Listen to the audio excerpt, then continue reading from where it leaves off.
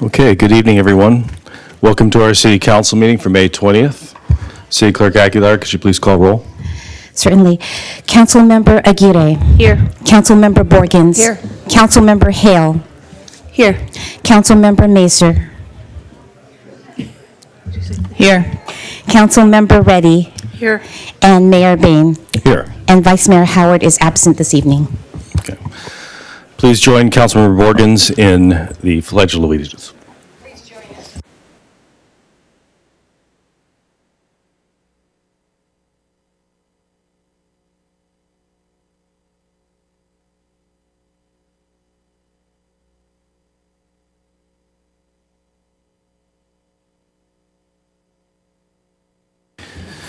Okay, thank you very much. We're going to, I know many of you are here for public comment. Before we do public comment, we do some presentations and acknowledgements, and we'll do that. That's a ceremonial part of our evening. But when we get to public comment, I'll ask that you please hold your applause. We don't boo, we don't hiss, because public speaking is very difficult for people. And so we want everyone to feel welcome here at City Hall and feel like their opinions matter. So with that, we're going to go ahead and start with our first presentation, which is a certificate of recognition presented to the Redwood City ice hockey team, the Black Stars. So I would like to ask Owen Donahue to the podium, and I'll join you there.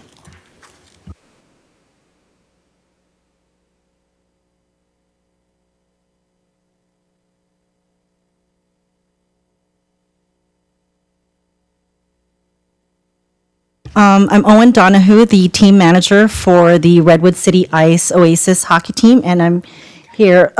Here's Coach Ali Bailey and our captains to just say a few words. This is kind of a cool opportunity. It's bridging the gap kind of between community and hockey, which is a really nice thing. Here in California, the high schools don't have local teams that play. So all of these kids are kind of from around the Bay Area, but they all skate out of Redwood City Ice Arena. So it's kind of neat for a little community to come together, and we really appreciate this. Captains, you guys want to say anything? We're good. Sorry. So with that, it is my honor and pleasure to present you with a certificate of recognition. We'll go ahead and stand at the front of the podium if you'd like to take a photograph. But I just wanted to say on behalf of the City Council and all the people of Redwood City, you made us very proud. So thank you. Would you like the photo? Would you be willing to take a photo with the team? They would like that for the wall. Yes. Black Stars, We'd you like, guys come up to take a photo? like the whole team to come up to the dais here, and if you can just stand in front. And if my colleagues would like to come down and stand with us for the photo, I think that'd be great. You're going towards In front of the dais, right there.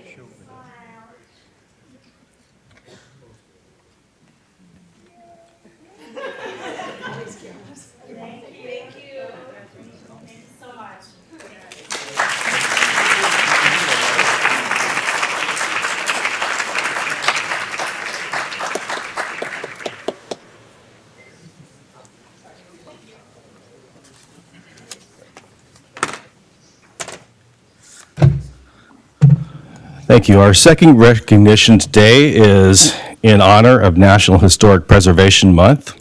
And so I'd like to ask the Historic Resources Advisory Committee Vice Chair, Ken Rolandelli, and Committee Member Batkin and Goldman to join us at the podium.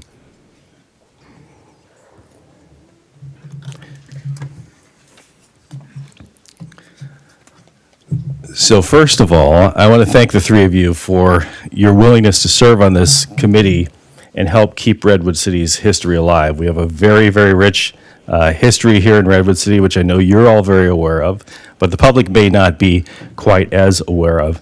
And we've had some historic milestones, including just in the last couple of weeks, the Lathrop House moving to the back of the History Museum, preserving a very, very important resource for Redwood City's history.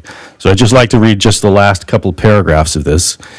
Whereas the Historic Resources Advisory Committee encourages all residents and stakeholders to celebrate the places that are meaningful to them and engage in ongoing dialogue about the importance and place and preservation, now therefore be it resolved that I, Ian Bain, Mayor of Redwood City, on behalf of the City Council, do hereby proclaim May 2019 as National Historic Preservation Month and call upon the people of Redwood City to join their fellow citizens across the United States in recognizing and participating in this special observance.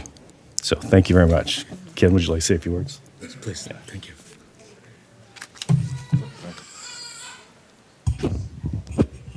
Thank you very much, Mayor Bain and members of the City Council. Here in Redwood City for Preservation Month 2019, in addition to being observed by this proclamation this evening, a downtown historic walking tour was conducted on Saturday, May 18th, and a field trip is scheduled for 7th graders in the Redwood City School District to 3 downtown buildings listed on the National Register of Historic Places. Approximately 35 people braved the threat of rain at 10:30 a.m. May 18th for the Downtown Historic Walking Tour, for an abbreviated tour that included a number of Redwood City's historic commercial buildings until the rain hit about an hour into the tour. The 7th grade field trip for schools in the Redwood City School District are scheduled beginning tomorrow from May 21st, 22nd, and May 30th. 600 students will learn about the 1863 Lathrop House and Historic House Museum and tour the Old County Courthouse, home of the San Mateo County Historical Association and Museum, and the Fox Theater. Because of the recent move of Lathrop House and inaccessibility of the interior, the students will view a video in the museum for a virtual tour of the house. Business, community, and civic sponsors and participants for the school tours include the City of Redwood City Civic Cultural Commission, Fox Theater's Eric and Lori Lockfield, the San Mateo County Historical Association, the Redwood City Heritage Association, and the Redwood City Optimist Club. Again, thank you so much.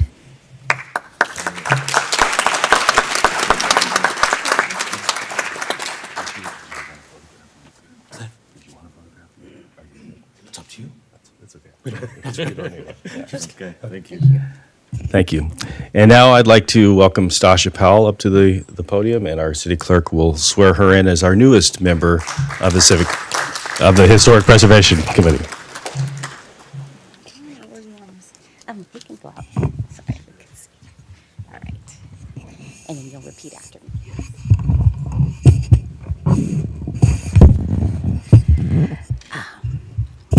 At this time, it's my honor to administer to you the oath of office. If you could please raise your right hand and then repeat after me. I, please state your name, I, Stasha Powell, do solemnly swear do solemnly swear that I will support and defend that I will support and defend the Constitution of the United the States Constitution of the United States and the Constitution of the State of California and the Constitution of the State of California against all enemies, foreign and domestic, against all enemies, foreign and domestic, that I will bear true faith and allegiance that I will bear true faith and allegiance to the Constitution of the United to States the Constitution of the United States and the Constitution of the State of California, and the Constitution of the State of California, that I take this obligation freely that I take this obligation freely without any mental reservation without any mental reservation or purpose of evasion, or purpose of evasion, and that I will well and faithfully and I will well and faithfully discharge the duties discharge the duties upon which I'm about to enter. upon which I'm about to enter. Congratulations. Thanks.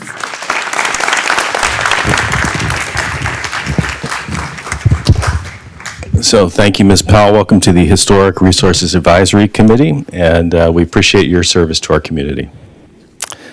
Okay, that concludes our celebratory part of the meeting. So if anyone would like to just quietly step out, you're welcome to do so. We're going to move on to public comment. I will call two names, so if the second speaker could queue up behind the first speaker, it will help things go a little bit more efficiently. Again, we ask that you be respectful to the public speakers since it is difficult for many people to speak in public. Our first speaker will be Kristen Hart, followed by Sam Shabatura.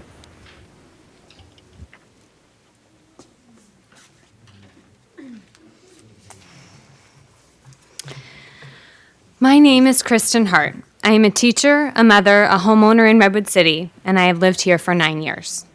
First, I want to sincerely acknowledge Mayor Bain and the city manager, Melissa, for their willingness to meet with us, and to you for listening today. My husband, Kyle, was a wonderful person who cared deeply about this city, in addition to his family and friends. He had a passion for history and teaching middle school. He loved to bike, surf, sail, and travel. He was a truly devoted father to our children. Kyle was treated for anxiety, but it was well under control with common medication and living a healthy lifestyle. On December 10th, 2018, he unexpectedly reacted to his medication, causing his suicide attempt. This was not something that anyone in the family or his care team had foreseen.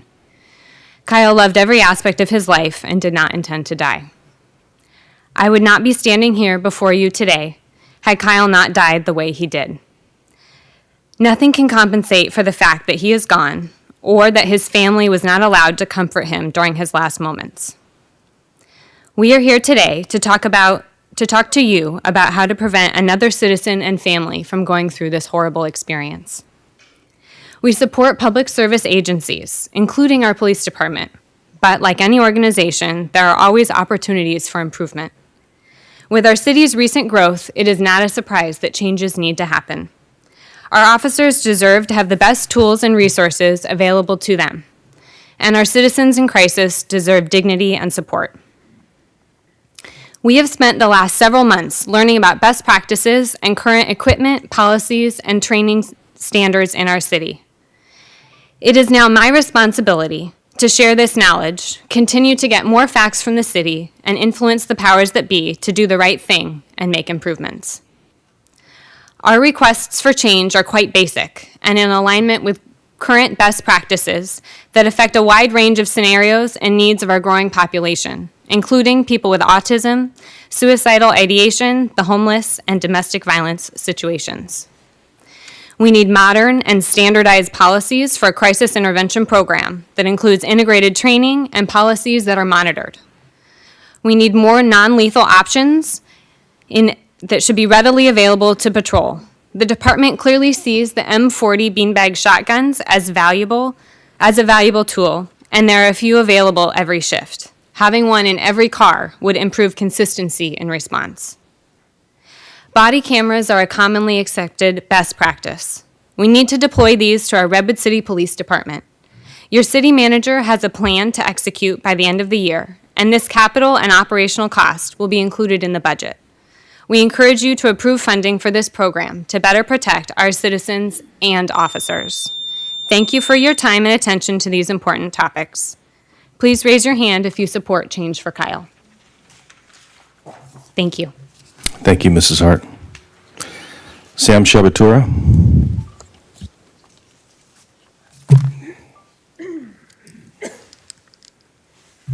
Good evening, council members, audience. My name is Sam Shabatura. I grew up in Redwood City, graduated from Sequoia High School, and then went on to a law enforcement career. I recently retired in 2017 after 37 years of being in law enforcement. Just some of my expertise is in defensive tactics, use of force instructor for 20 years, SWAT team leader, SWAT team operator for 24 years, police tactical knife instructor, field training officer, and most of my career was spent working as a line level officer. Okay, I worked the trenches, I was out there. What I found out in police work for us is, especially being a trainer, we don't get the training that we really need sometimes or the proper equipment. It's important that for officers responding to the scenes that they have proper equipment.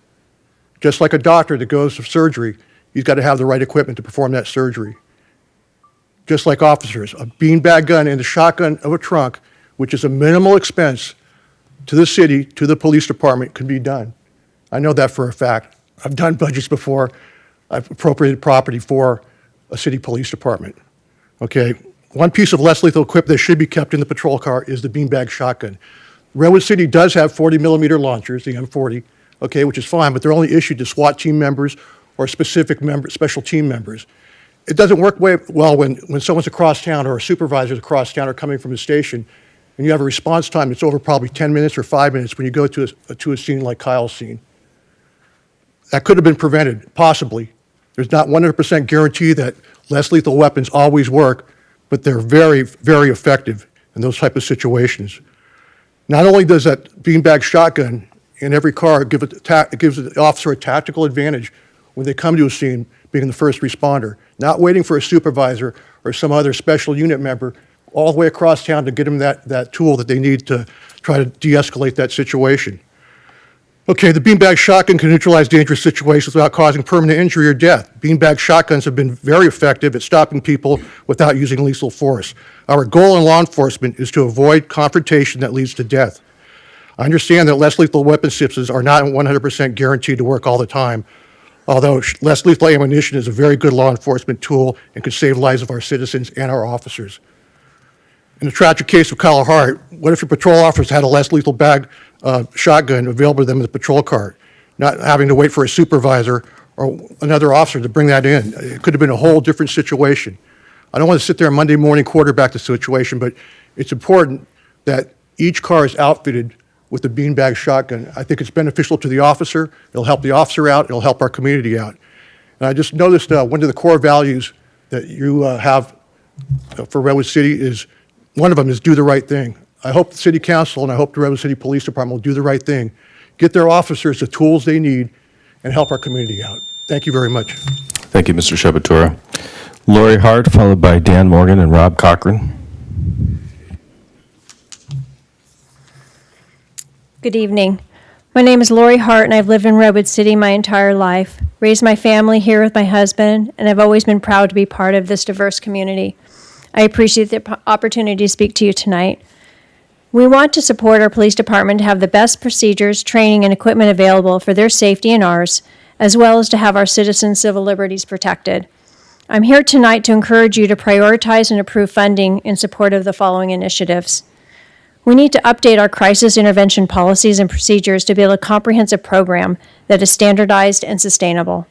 I believe our police department supports the concepts of de-escalation and techniques of crisis intervention, but their training, policies, and ongoing assessment are not currently aligned or standardized. All three of these are needed for a reliable program.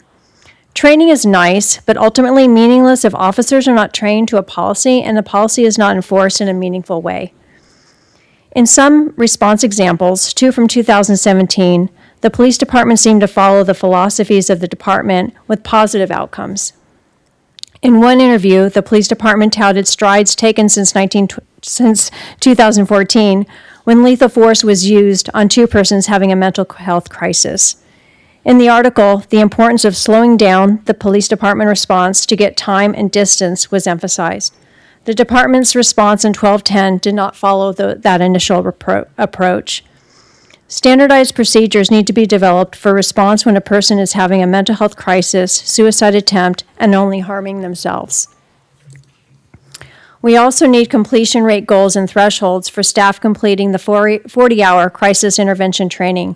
Best practice is to have staff complete a one-time 40-hour training. We are unclear what our current completion percentage is, but believe it fluctuates between 30% and 70% and is currently on the low side. We're requesting the city set a goal of 100% training completion with an established threshold no less than 85%. Once the funding is approved for body cameras, to ensure desired outcomes and validate your investment, a successful implementation and ongoing assessment plan must include aligned training, policies, and monitoring regarding the use and storage of data, measurable goals for safety and satisfaction, and we'd like assurance that these are included in the plan and in the budget. As a family, at the city manager's suggestion, we will pursue work on these and other related issues with a mediator. We're encouraged that this process will get answers to our outstanding questions and have positive outcomes. My son was an authentic and amazing person who led a very full and meaningful life. Neither this work or the way he died will define his legacy. His legacy will be defined by his beautiful children, the love his family and friends will carry with them, and how we will move forward with him in our hearts to make a more inclusive and kinder community. But nevertheless, this work is very important and must be a priority. It is simply the right thing to do. Thank you. Thank you, Mrs. Hart. Dan Morgan and Rob Cochran, followed by Tom Lineberger.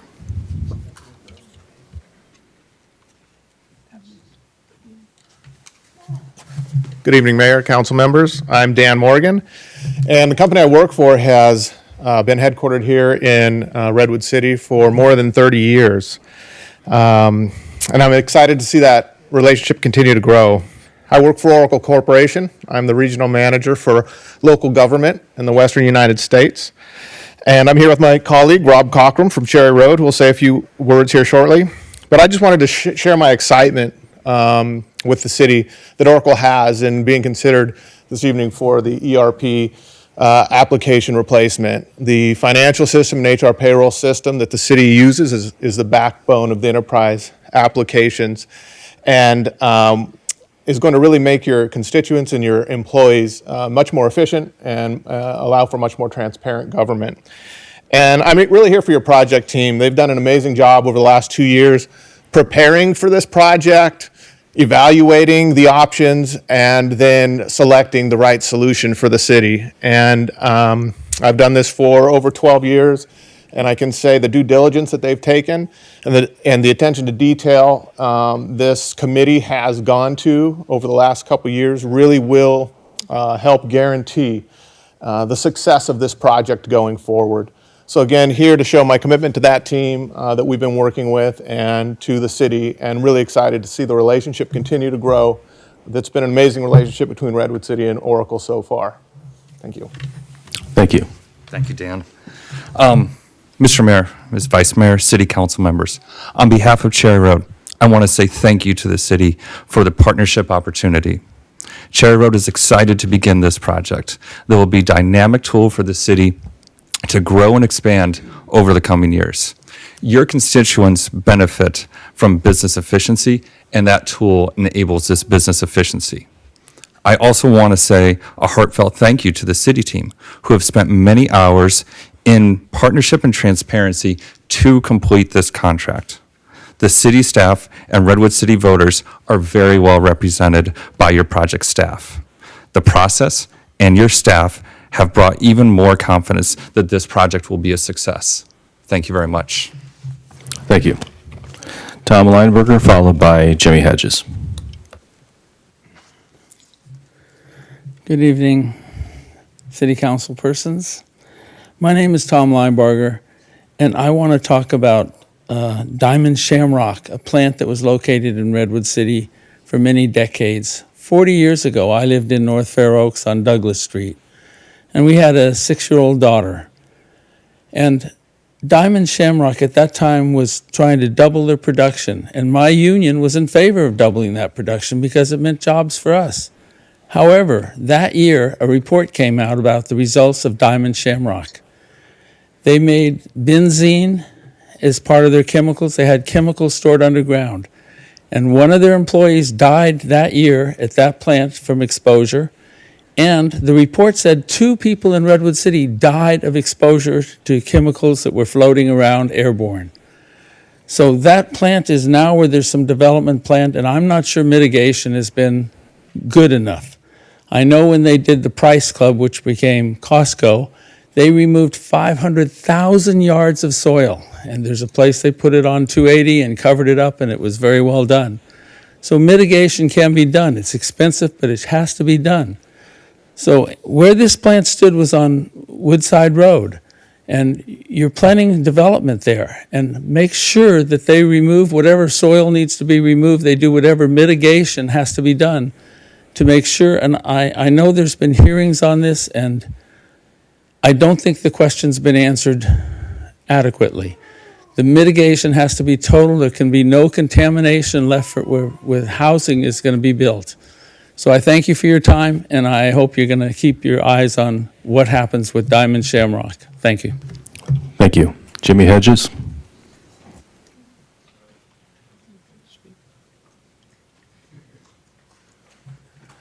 I was just wanting to address the voting districts. I'm still concerned that 2 districts do not have representation on the council. I really believe members of the council should be appointed to those two districts. You got 7 council members. There's no reason the 2 districts can't have somebody that they can talk with. And the other thing I hope is that finance campaign money only can come from the district that the people are running from. I don't think businesses and Downtown Improvement Association should be allowed to fund money to people running in a district election. That's pretty much it. Thank you. Thank you, Mr. Hedges. So that concludes our speakers' cards. I just wanted to make a brief comment and thank everybody who is here to support Kyle and his family. In full disclosure, I knew Kyle. He was my daughter's social studies teacher. And like many of you, I was shocked and saddened when I heard what happened. But I applaud the Hart family for really wanting to try to make something positive come out of this terrible situation. As you heard, the city is moving forward with body cameras, and we are seriously considering all of the recommendations and research that you presented to us. So I wanted to thank you for being here tonight. Thank you. We'll move on now to our consent calendar. So if folks would like to quietly leave the room, you're welcome to, or you're welcome to stay for the rest of the meeting. Is there a motion on the consent calendar? So moved. Second. Okay, we have a motion by Councilmember Aguirre, second by Councilmember Hale. This will be an electronic vote, please.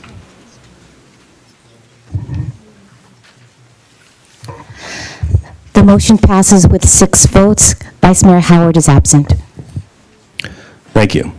I'll read the items we just approved. Agreements between the City of Redwood City and acting as fiscal agent for Redwood City 2020 and the Redwood City School District and Community and Schools for the Pipeline of Success and Socios for Success projects. Assignment, assumption, and loan modification agreement with Redwood Oaks Associates, LLP, for funds to rehabilitate Redwood Oaks Apartment 330 to 340 Redwood Avenue to preserve affordable housing units for 55 years. Final acceptance, Redwood City School District Safe Routes to School project. That's for Adelante Hawes, John Gill Roosevelt, and Roy Cloud. Agreement with Crown Castle Fiber LLC for installation of wireless equipment in Redwood City. Approval of amendment number 4 to agreement with CSG Consultants, Inc. for engineering inspection services. Agreement with Cherry Road Technologies, Core Business Technologies, and ADP for financial and human capital management software and services as part of the city's enterprise resources planning replacement. 1-year license to use National Guard Armory Building for community recreation purposes. Debt disclosure policies and procedures update. Adoption of a resolution identifying the fiscal year 2019-2020 payment management program in accordance with the Streets and Highway Code for road maintenance and rehabilitation account funds generated as a result of Senate Bill 1, the Road Repair and Accountability Act of 2017. Amendment of Chapter 12 of the Redwood City Code to adopt social host ordinance for the illegal use of fireworks. Second reading of the ordinance to add Section 2.27.7 to Chapter 2, Article 1, District Elections Ordinance to the Redwood City Code, establishing 7 districts for the election of city council members, establishing the boundaries and the identification number for each district, establishing the election order for each district. Approving the draft meeting minutes from May 6th City Council meeting, and approving claims and checks from May 30th to June 10th and the usual and necessary payments through June 10th, 2019. Okay, that will now take us to our public hearing. We have a public hearing on Broadway Plaza. This is a mixed-use project that includes a 120-unit affordable project and 119 deed-restricted residential units with 1 manager's unit, 400 market rate units, 420,000 square feet of office, 26,000 square feet of retail, 10,000 square feet of childcare, 1.6 acres of publicly accessible open space. Proposed actions include adoption of the resolution certifying the environmental impact report and approving water supply assessment, approving an architectural permit, plan development permit, use permit, vesting tentative map, 2 state density bonus laws, concessions, and an affordable housing plan, and approving recycled water service area amendment. So we have a presentation from our acting planning manager, Diana Odell. Good evening, Honorable Mayor and City Council. My name is Diana Odell, and I will be the project planner on this item tonight. As you can see from the motion, it is a fairly large and fairly complex project. So I'll try to hit on the key topics for my presentation. I'll first briefly discuss the context, background, and project overview.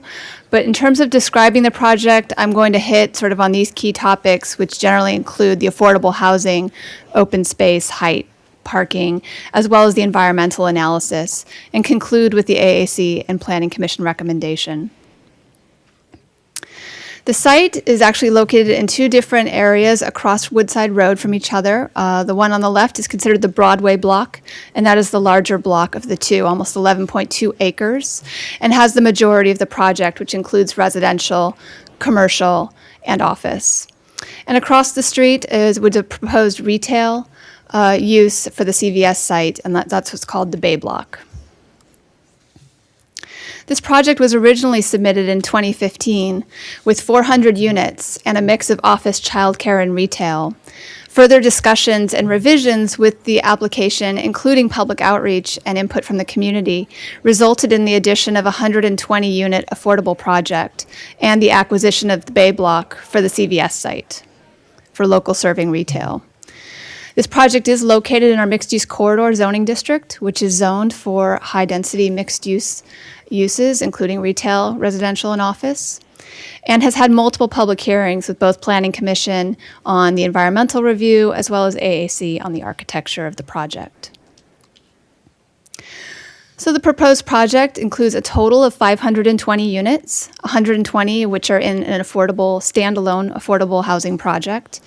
There's 420,000 square feet of office divided into 3 buildings close to Woodside Road, as well as a childcare that can hold approximately 100 children, retail along Broadway and in the CVS site, and underneath the Broadway block, there's 1 to 2 levels of underground parking, as well as substantial off-site improvements that are being proposed. And these improvements include the extension of recycled water pipeline, new water mains, a traffic signal at Bay and 5th, installation of sidewalks of varying widths, including bike lanes, particularly a protected bike lane along Chestnut, furthering our goals for protected cycle track along Chestnut, and green infrastructure, as well as improved bus stops and undergrounding of utilities. The project provides 3 levels of affordability, with the majority in the low-income units, which means that it's affordable to households that make 80% or less of the area median income. However, this project also provides affordability at the very low as well as extremely low income range, which is a deeper level of affordability than what our current ordinance requires. This project as proposed mitigates all the affordable housing project impacts, including the impacts caused by the office and retail portions of the project. Unlike some of the other affordable housing units that we've seen, these are not mixed in with the market rate units. They are going to be in a standalone building that will be owned and operated by Mid-Penn Housing. This does have some benefits in terms of it allows for Mid-Penn to manage the building, have an on-site manager, and tailor the amenities for what the needs of their community are. There is a representative from Mid-Penn here tonight that can speak further to this. After evaluating the project, the staff is recommending approval of this alternative for the affordable housing, as it does mitigate all the affordable housing impacts for the uses on site. As part of the affordable housing, they are requesting 2 density bonus concessions. The zoning district has a requirement for individual storage for the market rate units, and they are requesting a concession from that requirement so that they can devote more building area to housing of people in the affordable housing. They are also requesting a concession on the parking for the affordable housing project to require fewer spaces for the affordable housing, and they find that this will still meet the needs of the residents. So these density bonus concessions must be granted unless specific findings can be made regarding adverse impacts, financial feasibility, or conflicts. For the open space, there's a variety of different open space that's proposed. There's the private residential amenity space that's shown in purple on this diagram. There's individual office amenity spaces next to the office buildings. There's an outdoor play yard for the childcare in orange. And then most importantly, there's a publicly accessible open space, which is the large green area in the center of the campus. And this provides a water feature for children to play in. It has a dog park, as well as other open space and seating areas of approximately 1.6 acres. The building heights vary across the site. A maximum height of 85 feet is allowed in that zoning district, provided a finding of public benefit can be made. The residential buildings range in height from 60 to 70 feet, and the tallest office building is 79 feet. In the resolution are findings of public benefit that specifically mention the affordable housing, as well as some of the other retail and opportunities provided by the project. For the parking, there's a shared approach. There is underground parking provided throughout the entirety of the Broadway block. So it's a fairly large parking field underground. The childcare, retail, and affordable housing all have dedicated parking, so they are not sharing with other uses. However, the market rate housing and office will be sharing with each other up to 274 spaces. Staff finds that this is actually a good blend of uses. Office and residential typically have very different peak hours, so sharing spaces between those types of uses can be very successful. In addition, due to some additional design considerations for flood requirements, the applicant has requested some flexibility for the parking to allow for some additional reduction in spaces with a ratio not to fall below 2.95 or almost 3 per thousand. And the site will provide a total of 2,000 spaces across both the Broadway and the Bay Block. One of the main reasons staff is supportive of this reduction is because of the proposed transportation demand management program. The TDM includes a variety of measures such as shuttle for the office users, secure bicycle storage, amenities to make it easier for employees to ride their bikes or use other methods of transportation. The goal of the TDM is no more than 52% of trips to be drive alone. And this is consistent with the city's newly adopted citywide transportation plan. To ensure the TDM is met, we have a requirement for yearly reporting. The applicant would be required to prepare a report and submit it to the city for review, showing parking utilization, mode splits, and the use of the TDM program. And then that program gets tailored over time to ensure that we're hitting the target of 52% drive alone. For the architecture, I'll discuss this briefly. It's predominantly contemporary. It was reviewed twice by AAC in 2018. In the initial hearing, AAC made several suggestions about variety, additional step backs to the plaza and roof line changes, infrastructure, and other elements. These changes were made, and when it returned to AAC in October of 2018, they recommended approval of the project with a few minor changes. Those minor changes were incorporated in the plans and are what you see before you tonight. This is a rendering of the office buildings facing Bay Road. As you can see, they have a variety of different window treatments, elevations, have different materials, and there's some interesting cutouts in the roof. The architects are here, and they can speak more eloquently than I regarding some of the office architecture. This is the elevation as it'll be seen from Broadway. One note I will make is that the project site does not include the Jack in the Box or the Denny's restaurant. So those are projected to remain right now along Broadway. This is an elevation of the residential building along Broadway. It's a fairly long building. However, it has a substantial setback in the center. So there's actually two different types of architectural treatments that are done to either end of the building. The rendering at the bottom shows what those buildings will look like from the interior open space. This is an elevation of the residential along Bay. And again, you can see those setbacks, the changes in roof line, the differences in materials that add a lot of interest to the elevation. And lastly, this is the CVS retail site on the Bay Block across the street on Woodside. This is a one-story retail with surface parking. It has some window treatments, a wooden trellis feature, as well as some roof elements that are intended to provide interest from Woodside Road. So moving on to the EIR and the analysis, a draft EIR was prepared and circulated from November to January, so exceeding the 45-day required review period. And while alternatives were considered for the project, they did not meet the project objectives as stated. Planning Commission did hold a hearing on December 4th to review comments on the EIR, and we did receive some comments, which I'll speak to in the next slide. For the EIR, of course, it looks at a variety of different topic areas with different levels of impact, ranging from no impact to significant and unavoidable.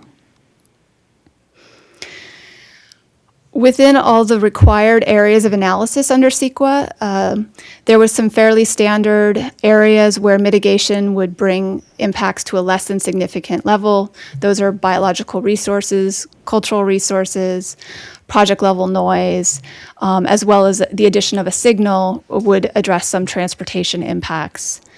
However, the EIR did identify some impacts that would not be mitigable, so they would be significant and unavoidable.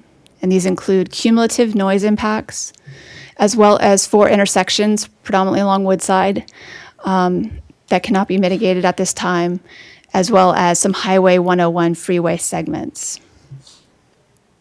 I do want to note at this time that the project is required to pay fair share towards the improvements of the Woodside and 101 interchange. So that's, and I believe that number is listed in the staff report. And so while that will contribute to the improvements at the intersection, it will not fully mitigate those impacts. So a final EIR was prepared responding to the comments. A couple key comments I would address are the CPUC and Seaport Industrial Association both discussed protecting the railway operations along Chestnut. So there is a railway. It's not very active, but it does run 1 or 2 times a night on a daily basis. And so we wanted to make sure that the new residents that moved into the site were aware that this is an operating railway and this is part of living here. The Downtown Precise Plan actually has a similar requirement for new residents to move in. As part of their lease agreement, they have to sign saying something, they're living in a downtown and sometimes there's noise, and that's part of living in a downtown environment. So staff is requesting as condition of approval that a similar type of language be inserted into the lease agreements for all of the residents on this project site, stating, making them aware of the operations of the railroad and that they understand when they're signing the lease that that's going to be part of living there. We believe this will adequately protect the railway operations and reduce any potential conflicts. So in addition to recommending certification of the EIR, a statement of overriding considerations must be made to approve the project. And generally, that's a statement of project merits, which includes the affordable housing, childcare, retail opportunities, and the mix of residential and employment opportunities that the project provides. Phasing is fairly complicated and will take quite some time. While the work will first start on Bay Block, there is some remediation that has to happen on the Broadway block. And so that will take a year to complete. So there will be no new construction on the Broadway block for the first year while the remediation is done. And then at the conclusion of testing and clearance, then they can proceed to the construction on that site. So the CVS building will be done first, then the residential, and then lastly, the office buildings will be the last phase of the project. There's been substantial public comment with both public hearings, public outreach meetings held by the applicant, and you've received letters of support as part of this hearing tonight. City Council review is required due to the extension of the recycled water service area, which is one of the actions that's in the resolution before you tonight. Because they're extending the recycled water service line, this will create new opportunities for new buildings to tap into the recycled water and reduce overall water usage in the city. Planning Commission heard this item on April 24th, and members of the public spoke in support. A variety of topics were discussed, but the Planning Commission did unanimously recommend that City Council approve this project. So the recommendations before you tonight are the three resolutions: the resolution approving the project, the resolution adopting the CEQA findings and related documentation, and then lastly, the resolution for expanding the recycled water service area. This concludes my presentation. Thank you, Ms. Odell. Are there any questions before we open the public hearing? Councilmember Hale. Thank you. There was one thing missing from the parking, which was the electric vehicle charging stations. That wasn't on the grid. Do you have that data point? Yes, we have a standard condition of approval that ensures that there's a certain percentage of the spaces be charged for electric vehicles. And it's just meeting that level. It's not And it's going. meeting that level, yes. Councilmember Reddy. I was wondering if there has been a conversation about the affordability level of the childcare facility. Has that been discussed at all? Staff has had conversations with the applicant. I will leave that to the applicant to discuss as part of their presentation. No operator has been determined yet for the childcare, though I believe the applicant is considering a variety of different options. Thank you. And the other question I had too was about the concern raised about the benzene and possible soil contamination. Might someone be prepared to speak to that as well? Yes, the applicant can speak to that, but also that was part of the remediation program that was discussed, is that will take a year, will be overseen by the regional board, and it will have to be certified to be clean and sufficient for residential uses prior to occupancy. Okay, thank you. We'll now open the public hearing. I'll call two speakers' cards, so if the second speaker could queue up behind the first, it'll make things go more smoothly. Our first speaker is Christine Padilla, followed by Lisa Riedel. Yeah, there is. Oh, just very quickly, there is an applicant presentation as well. Oh, okay. I have opened the public hearing, but I guess we'll hold that until we have the applicant presentation. Is the applicant here?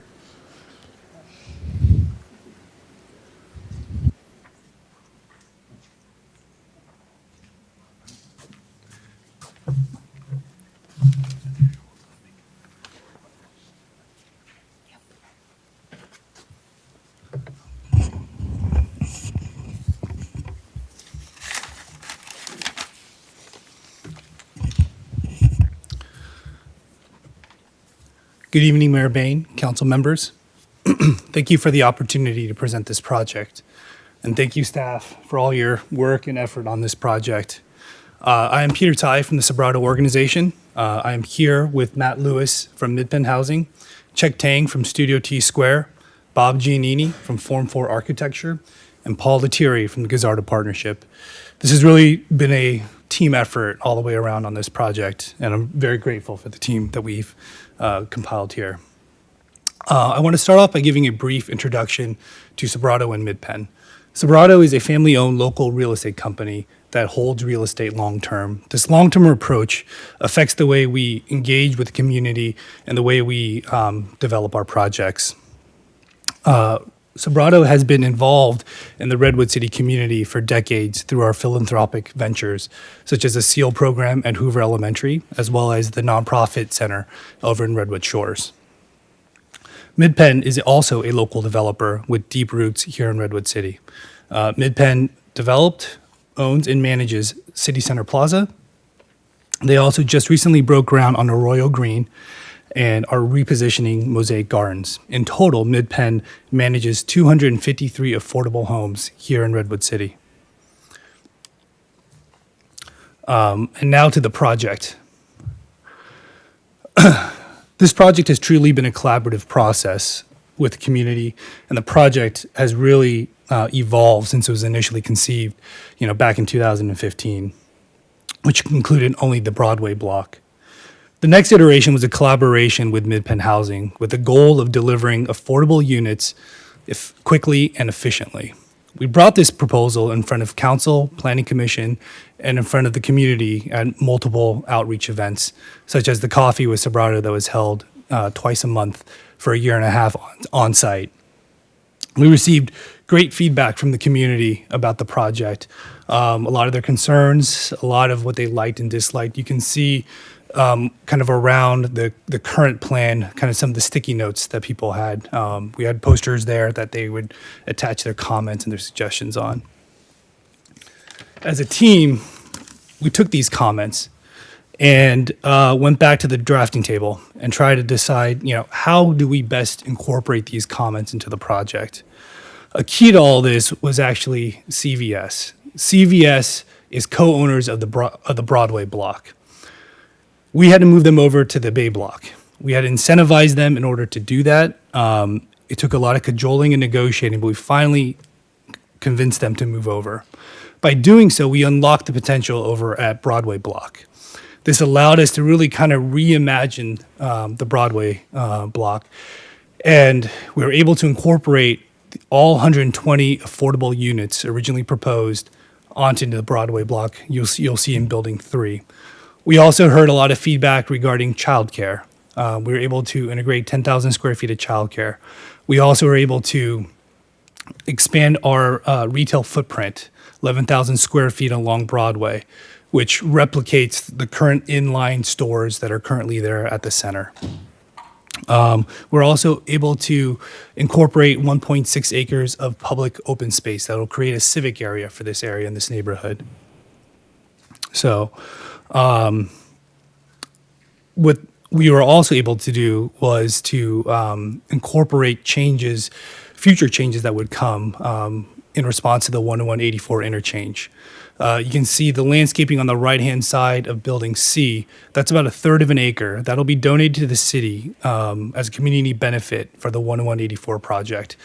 As part of that project, that street has to widen. Another benefit we're offering is the parcel 2 acres to the right of CVS. That will be used as a construction staging area when the 10184 is underway. Other community benefits that we're proposing include donation of land to MidPenn, remediation of contaminated site, subsidized childcare.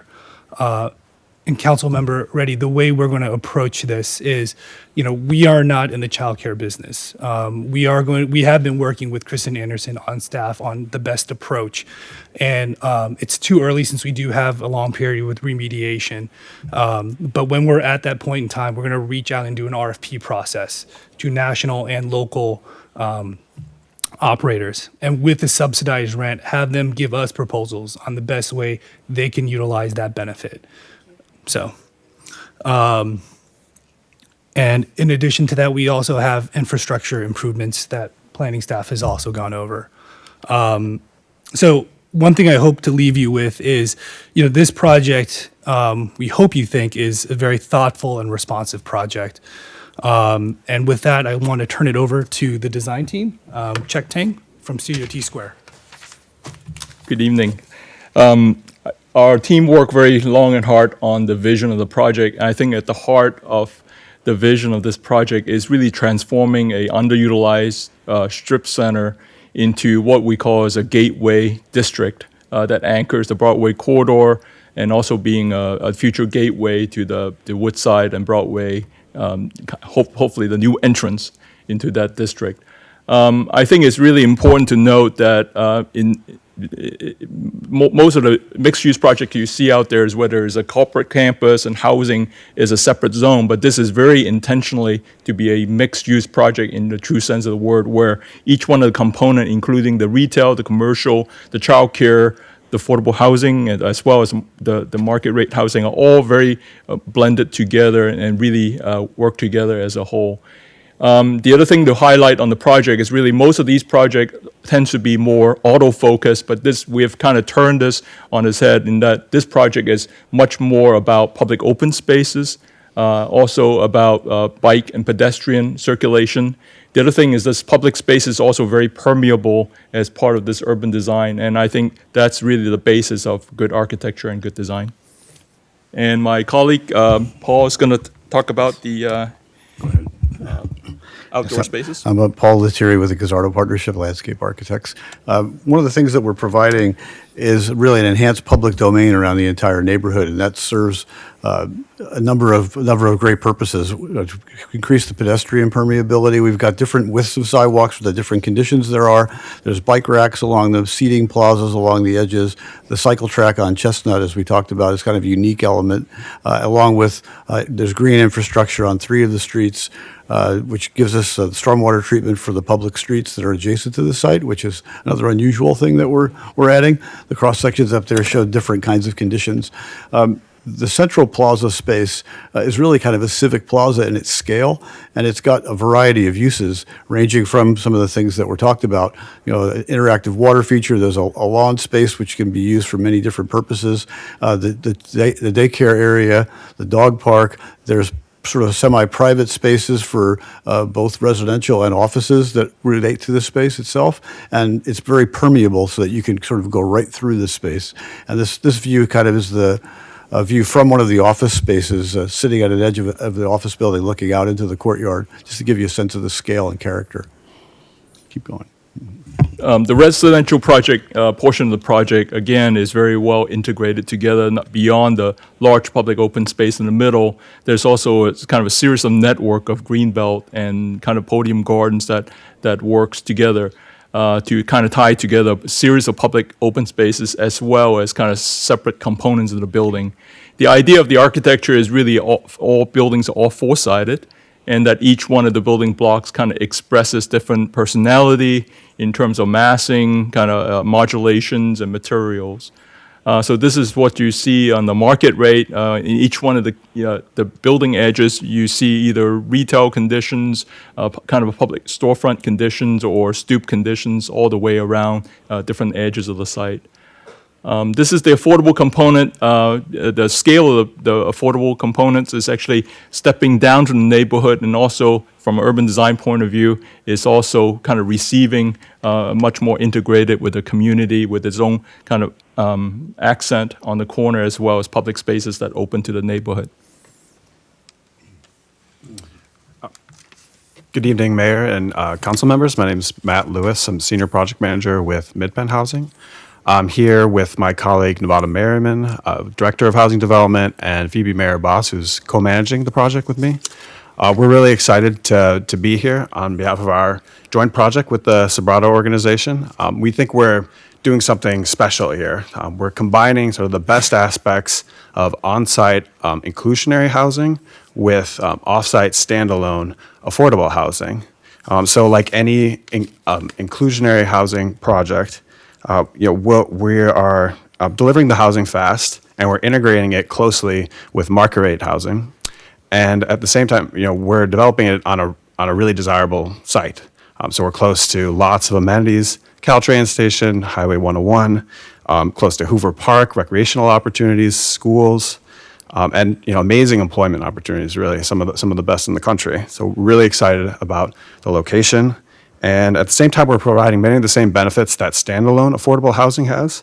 We're serving lower incomes than the city's inclusionary program requires, ranging from 30% of area median income to 80% of area median income. And then we're providing social and educational supports for our residents that are tailored to their needs directly, such as an after-school program for the residents who live there, a fitness room, playground, all sorts of things to make their stay in this housing successful. And all this is really not possible without nonprofit management and the support of tax credit subsidies, which we'll be leveraging for the project. So happy to take your questions as we go along. And with that, I'll turn it back to the design team. And my name is Bob Giannini from Form 4 Architecture. I focused on the office building portion of the project. And I think the thing we wanted to mention quickly on sort of site circulation is it was important for us to be able to get the cars off of Broadway and Bay Road as quickly as possible. So you can see the long driveway alongside Building A and also alongside Building B are the two driveways that bring you into the garage, and they're very, very long so that cars won't back up on the streets. In addition, we've located the main entry of the campus on Bay Road, again, to pull traffic off of Broadway, and it seemed like a better way to organize the site. There's a large drop-off entry area, which is large enough for shuttles and all those kinds of things that you'd want to get off the street. In the entrance of Building C, right about where the B and the C are, is a huge bicycle area that has bicycles, a workshop for bicycles. It's got a glass front, so it kind of celebrates the whole encouragement of using bikes to get to the project. There are showers. And then actually, that next view is a good one. That shows the Bay Street entrance as you come into the buildings. We do step the buildings up from 4 stories at the public open space to 5 stories on Woodside Road, which felt like the right kind of massing. And then finally, this is the view of the project as you come in from the Woodside interchange. We do have to work around the existing retail in the front, but we wanted the presence to be as impressive as it could and really create kind of a strong statement for Redwood City as you come into the city. Thank you. One more shot. This is sort of a before and after of the Bay Street corner. So this is what exists now, and then as it slides over, that's kind of the Bay Street corner at Woodside Road with the buildings. Thanks. Okay, thank you. Does that conclude the developer presentation? Yes, with that, we'll open to questions. Are there any questions before we open the public hearing? Okay. Ms. Odell, is it okay to open the public hearing now? Okay. Excuse me. All right, Christine Padilla, followed by Lisa Riedel.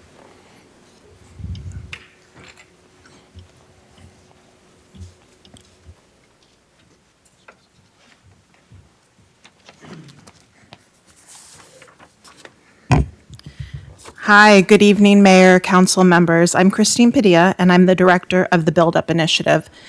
Build Up for San Mateo County's Children is an initiative designed to grow and improve the supply of childcare and preschool facilities in San Mateo County, with leadership from 4Cs, First Five, Silicon Valley Community Foundation, the San Mateo County Office of Ed, and the San Mateo County. In 2017, Silicon Valley Community Foundation convened a cross-sector task force to look at the shortage of childcare and preschool facilities. They found that childcare operators struggle competing for space in San Mateo County's expensive and competitive market. This real estate environment makes it imperative that cities consider childcare facilities in new developments. Having high-quality childcare and preschools available makes a community more sustainable and improves the quality of life for your constituents. Childcare availability is a critical piece of community infrastructure that is interrelated with housing and transit. Childcare sited near housing, jobs, and transit reduces traffic, congestion, and commute times, and most importantly, allows families to live and work in the same community. The mix of housing, retail, and office uses at Broadway Plaza make it an ideal location for new childcare spaces. So I wanted to thank the city for your leadership in working with this developer to include childcare, and of course, thanks to Peter and Sobrato for proactively working with Build Up and other community partners to facilitate the best possible design for the new center. And we look forward to working with you on additional projects like this with developers like Sobrato in the future. Thank you so much. Thank you. Lisa Riedel, followed by Alexander Melendez. Good evening, Mayor Bain and council members. My name's Lisa Riedel, and I'm from Findlay Acres, and I'm here to speak in support of the Broadway Plaza project. I feel very lucky to have such a wonderful developer as a Sobrato Group. I've found them very thoughtful and creative going through this process, and I really appreciate the blending of the affordable housing with, I guess, the unaffordable housing. And in our neighborhood, we've had a lot of difficulty with parking, and I think the Sobratos have been really thoughtful with using the flexed parking scenarios, with having the ability for the residents to mix with parking with the commercial spaces as well overnight. And I know that they're building to the city council's requirements, but I think that still is going to be tight. And I think I disagree with what our our requirements are in this city. But this broader group is going ahead with being flexible with the parking.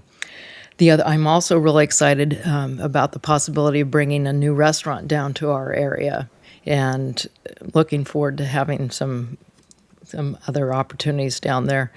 And another thing that we didn't speak about tonight is moving CVS over to the bayfront. I believe that the Sobrato has an easement property to allow flow of traffic from this new CVS parcel to Smart and Final, and which would make it a lot safer and more, I think, better accessibility for all neighborhoods to go into both of those retail spaces. So I'm hoping that we can speak to that tonight, because I don't think that was brought up tonight. And thank you. Thank you, Ms. Riddle. Alexander Melendez, followed by Dantas Sims.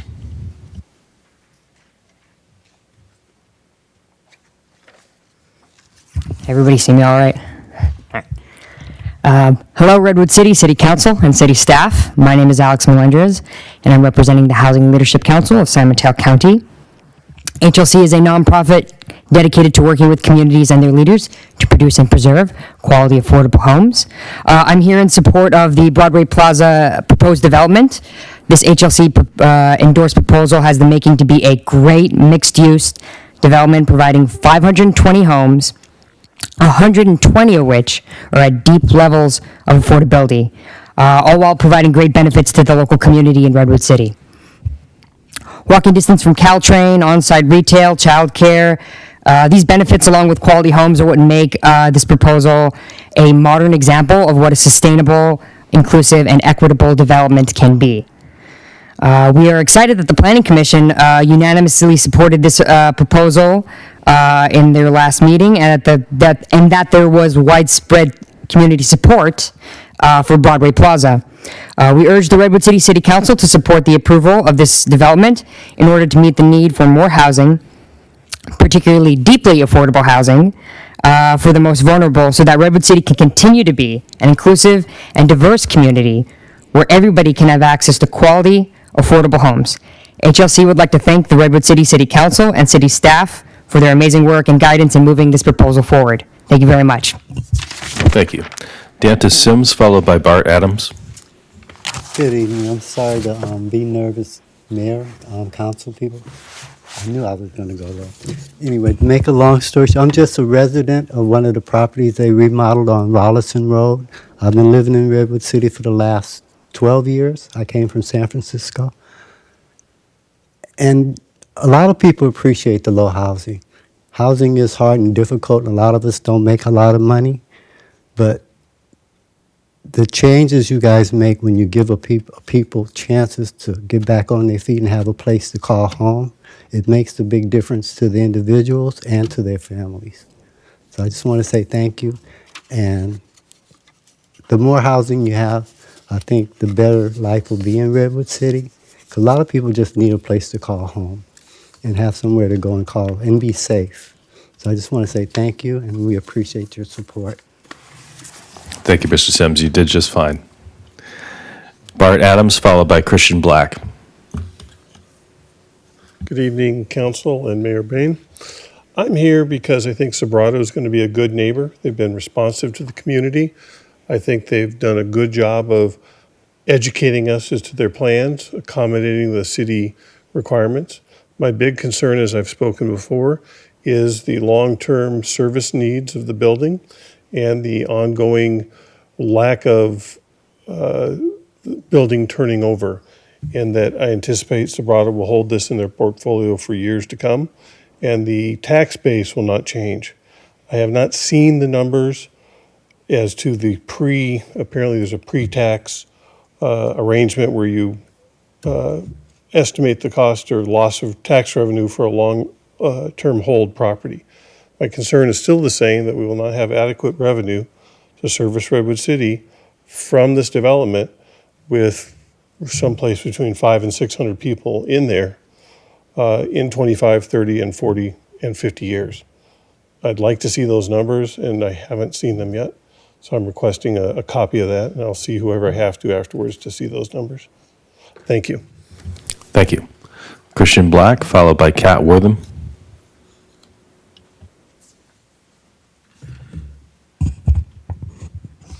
Good evening, Mayor and City Council members. Thank you for the work you do.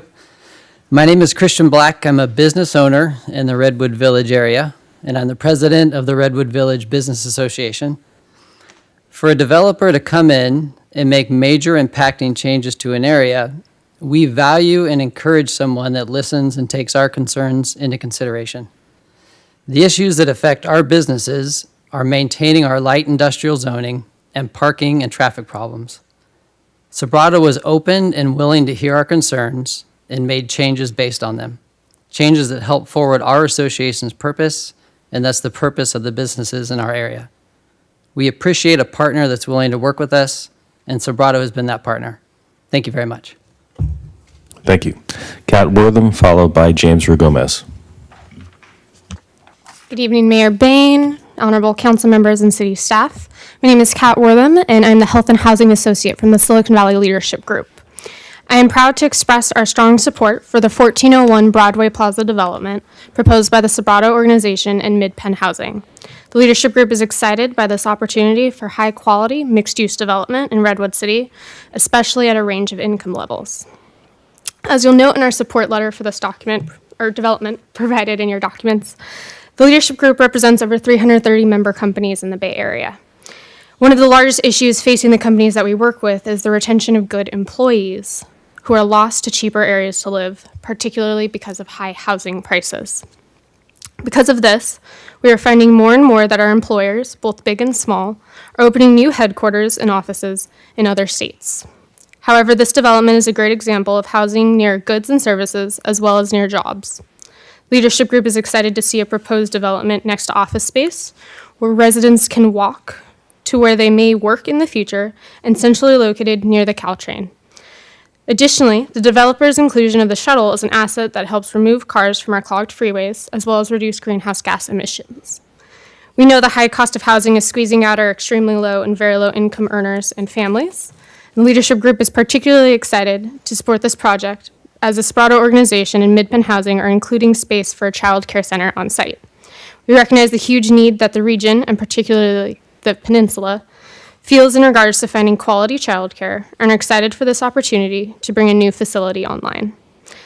We recognize the huge need, the final point of excitement from the leadership group is the need for affordable housing within the Bay Area. This development is an opportunity to support our most vulnerable populations with 120 high-quality, safe, and affordable homes. The leadership group is excited to endorse developments like the one before you tonight, which bring much-needed housing to the region. Thank you for your service and your consideration. Thank you. James Rugomez.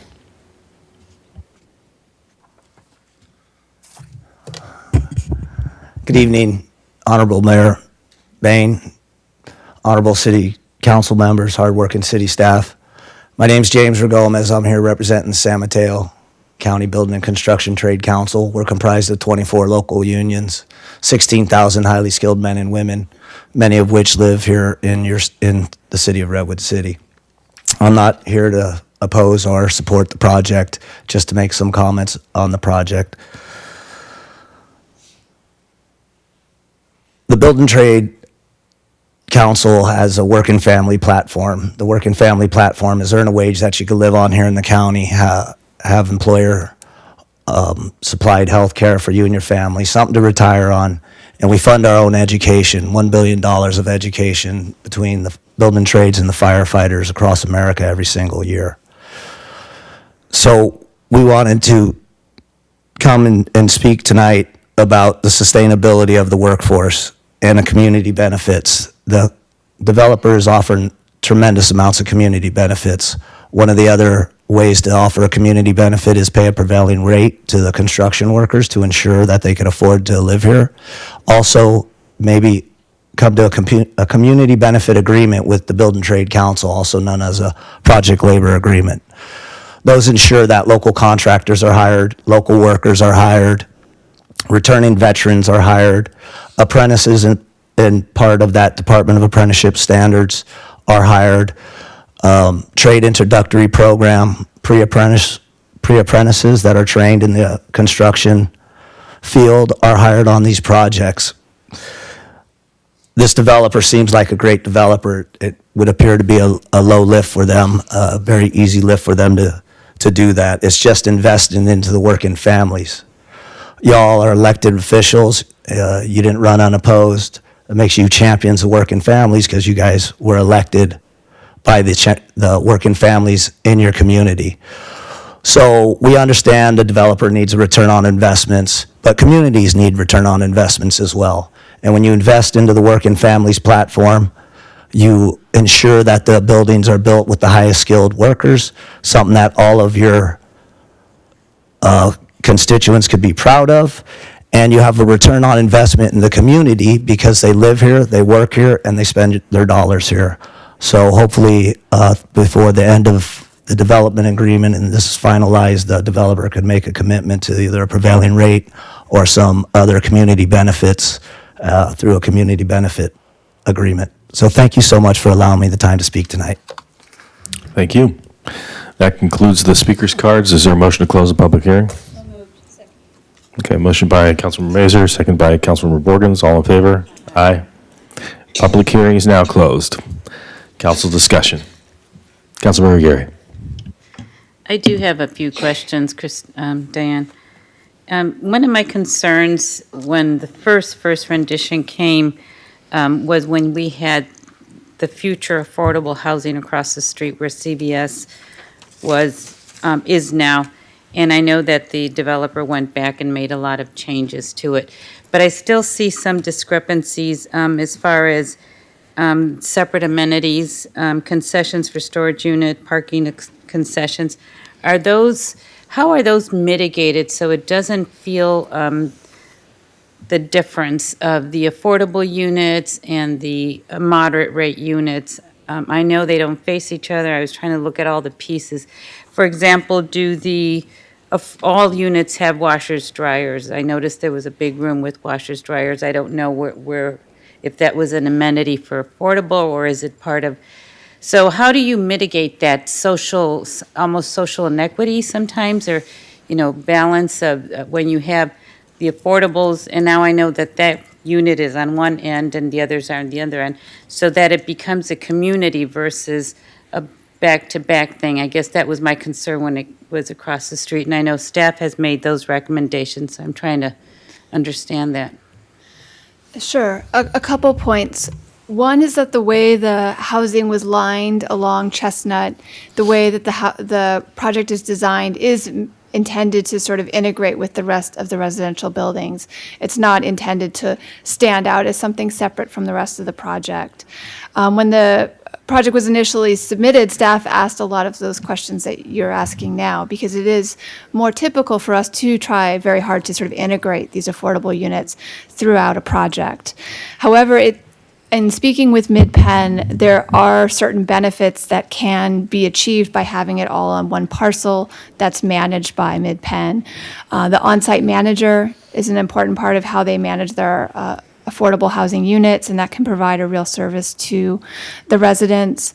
There are specific amenities that traditionally are not needed by market rate, but which are very useful to the residents.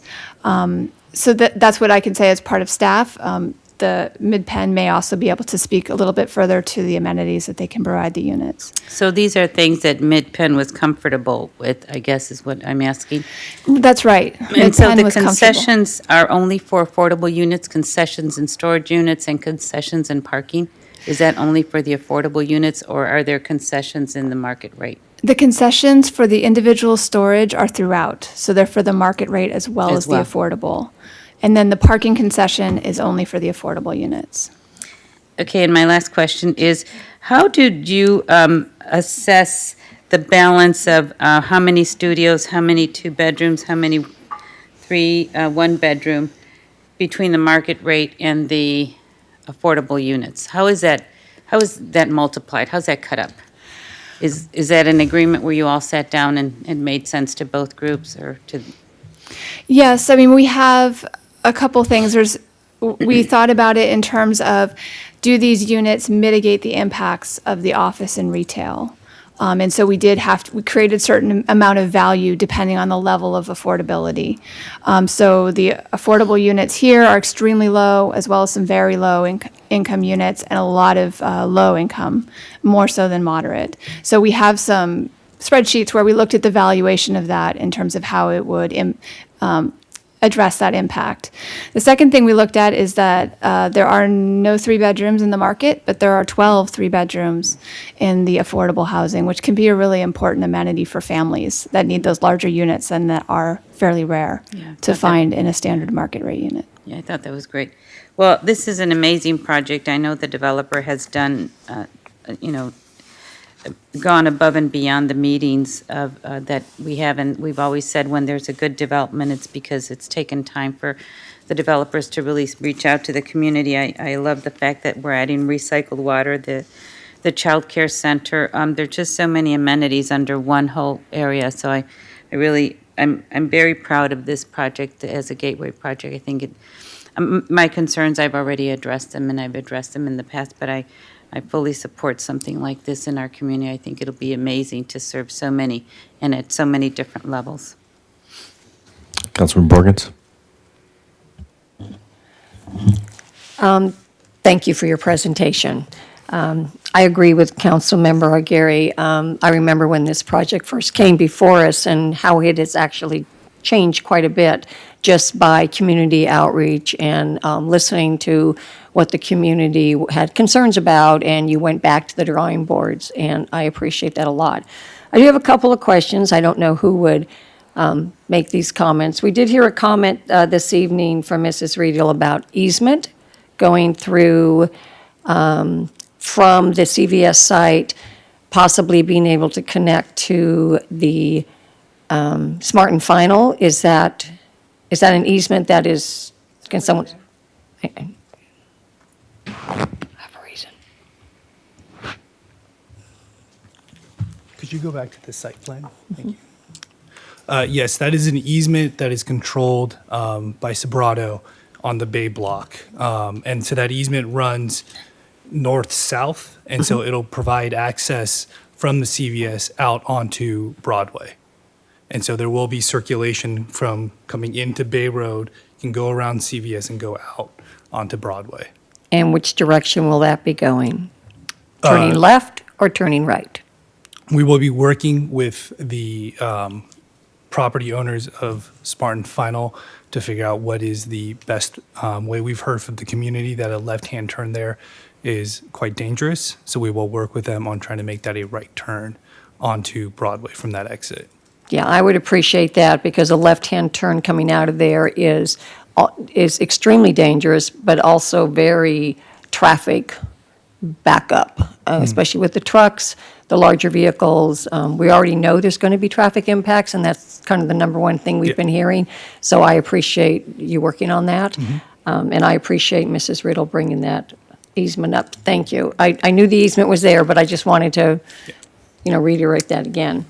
Who can address the materials that are going to be used on the affordable housing? You mean the exterior? Yeah, the exterior and mitigations for noise. And, we're sitting up here and we know that there's going to be a disclosure and a responsibility of new tenants to sign saying they understand the noise from the train that goes there. We all know that. But what are we doing to try to help mitigate that noise for the residents? So that's a great question, and we'll be studying it as part of the NEPA review, which is kind of the federal corollary to a CEQA review. We haven't quite started that yet, but it's a condition of our funding that we do that. And so we'll do an acoustics, engineering test on our building specifically to make sure that we're mitigating the sound impacts to an acceptable level within the units. Great, I appreciate that, because, to Councilmember Gary's point, I'd like to see apples and apples when we're talking about housing for whatever level that is, so I appreciate that. If I could just say a little more about that, I'm Nevada Merriman, Director of Development, and so we have an open community in the city of San Mateo that is right north, about a quarter mile north of the Hillsdale Caltrain station, in between El Camino and the Hillsdale Caltrain station. We also next week will be seeking approvals from the City Council in Belmont on a very similar site that's on El Camino, very close to the Caltrain. And so this is something that kind of comes up and down the peninsula everywhere that you see the different types of trains. And early in my career, I had a lot of the same concerns. So it's not just, our approach isn't just to meet the CEQA and the NEPA guidelines, although we certainly need to do that. But we did a little study of market rate condos because condominium buyers are kind of the most picky about noise for good reason. And we basically design our standards to be the same as that. Unit to unit and outside noise, that's the number one thing that people talk about as a detractor from living in apartments. I So- appreciate that. The outside noise here is definitely going to be a little different than a Caltrain noise because this is twice It's a at night night. and it is a. It's actually the same though, construction. the tracks, those same trains run on the Run on the tracks same- okay, in great. San Mateo. And that is the high decibel level. And it is kind of counted extra in the technical report because it's at night. So, Perfect. Yep. Thank you. Thank you for that. Let's see. There was a speaker tonight that addressed the adequate revenue loss, or is there someone that can speak to that? They stated they have spoke to this before, and it had to do with a report on adequate revenues that. I think you're talking about the property tax base, is what he was talking about. Long-term. It was Yeah. long-term, right. A couple issues with that. One is we have not done a specific long-term property tax revenue report for this particular property. I will say that we have discussed the fact that this property is located within an opportunity area, and sometimes that can allow for certain tax benefits and things when a property changes hands. So that opportunity was looked into to see whether some advantages could be made of those tax benefits. However, because Sobrato is a long-term property owner, it didn't make sense for this particular site. I don't know if the applicant has anything further to speak on that item. Yeah, I believe Mr. Adams was referring to property tax basis, which gets reassessed every time a property gets sold. Again, Sobrato is a long-term holder of real estate, and you do get increases in property taxes here in California. Being a long-term holder, we are a part of the community, so I think it's a benefit for Redwood City and the neighborhood that there isn't a continual change of ownership within the property, that there is stability there, and that there's a guarantee that this property will get maintained properly and be maintained well into the future. Perfect. Thank you for that answer. Then I had one more question that had to do with the, I think I saw in the report where the Woodside Road, Bay Road intersection, and it was, I don't know if it was an addition of a left-hand turn or dedicated. Is that both directions on Bay? So coming from, let's say, CVS to Woodside Road, would there be a dedicated left going west? And then leaving the property side, a dedicated left turn going east?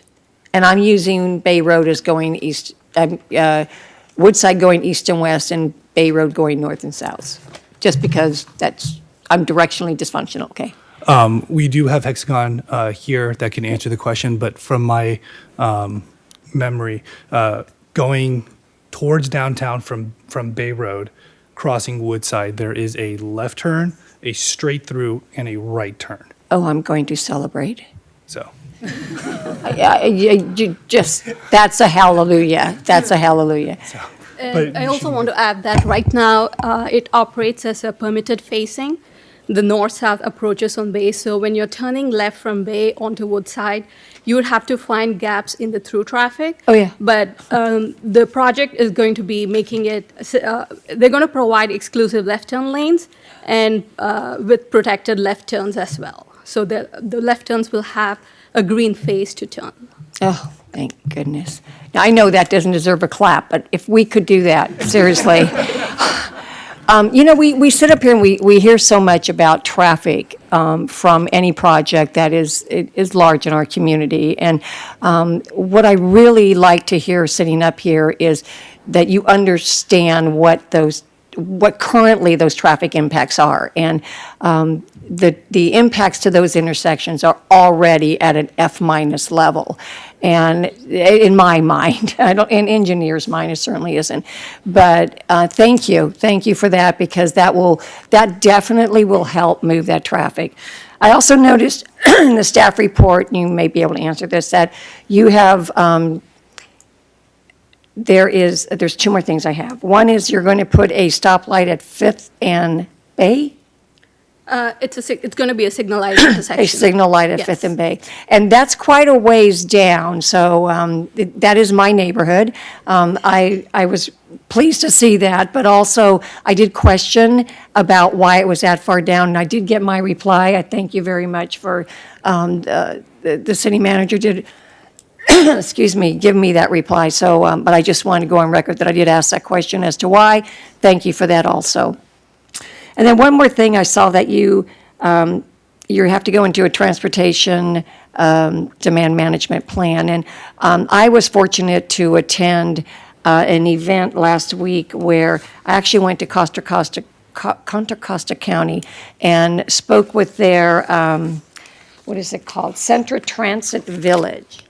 And they actually, it is a transportation organization where it's a nonprofit public partnership. And as we move forward with a lot of these other developments in that area, it may be beneficial to start looking at an organizational type transportation demand management organization, which could be a 501c6, I think they are.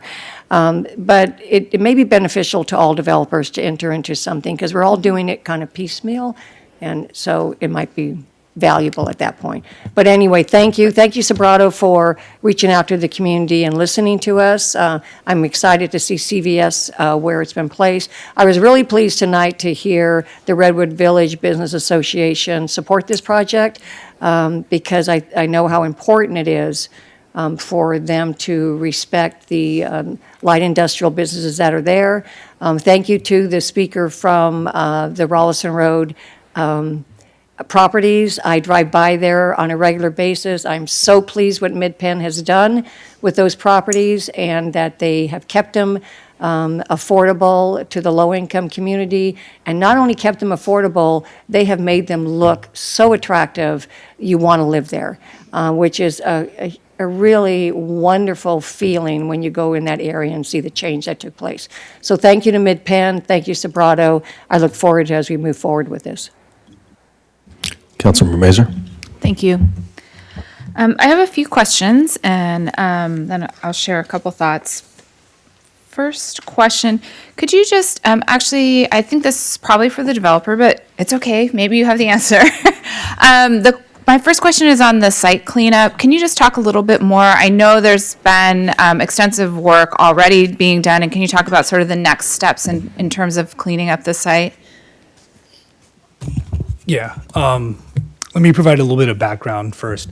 From 1945 to 1972, it was a manufacturing site producing bearings. And so the solvents used to clean the machinery kind of leached into the soil. From 72 till current, it's been a retail site. Wasn't around when it was converted to a retail site, but I'm pretty sure no remediation was done. So the contaminants that are there are PCBs and TCEs, as well as 1,2-dichlorobenzene, chlorobenzene. So it's kind of a cocktail of contaminants there. We've been working with the Regional Water Board for the last 4 years on the right approach towards remediating this site. So we've gone ahead and actually started the process of doing some shallow injections in what we call the head of the snake. That is the soil that's contaminated. We also have groundwater that's contaminated.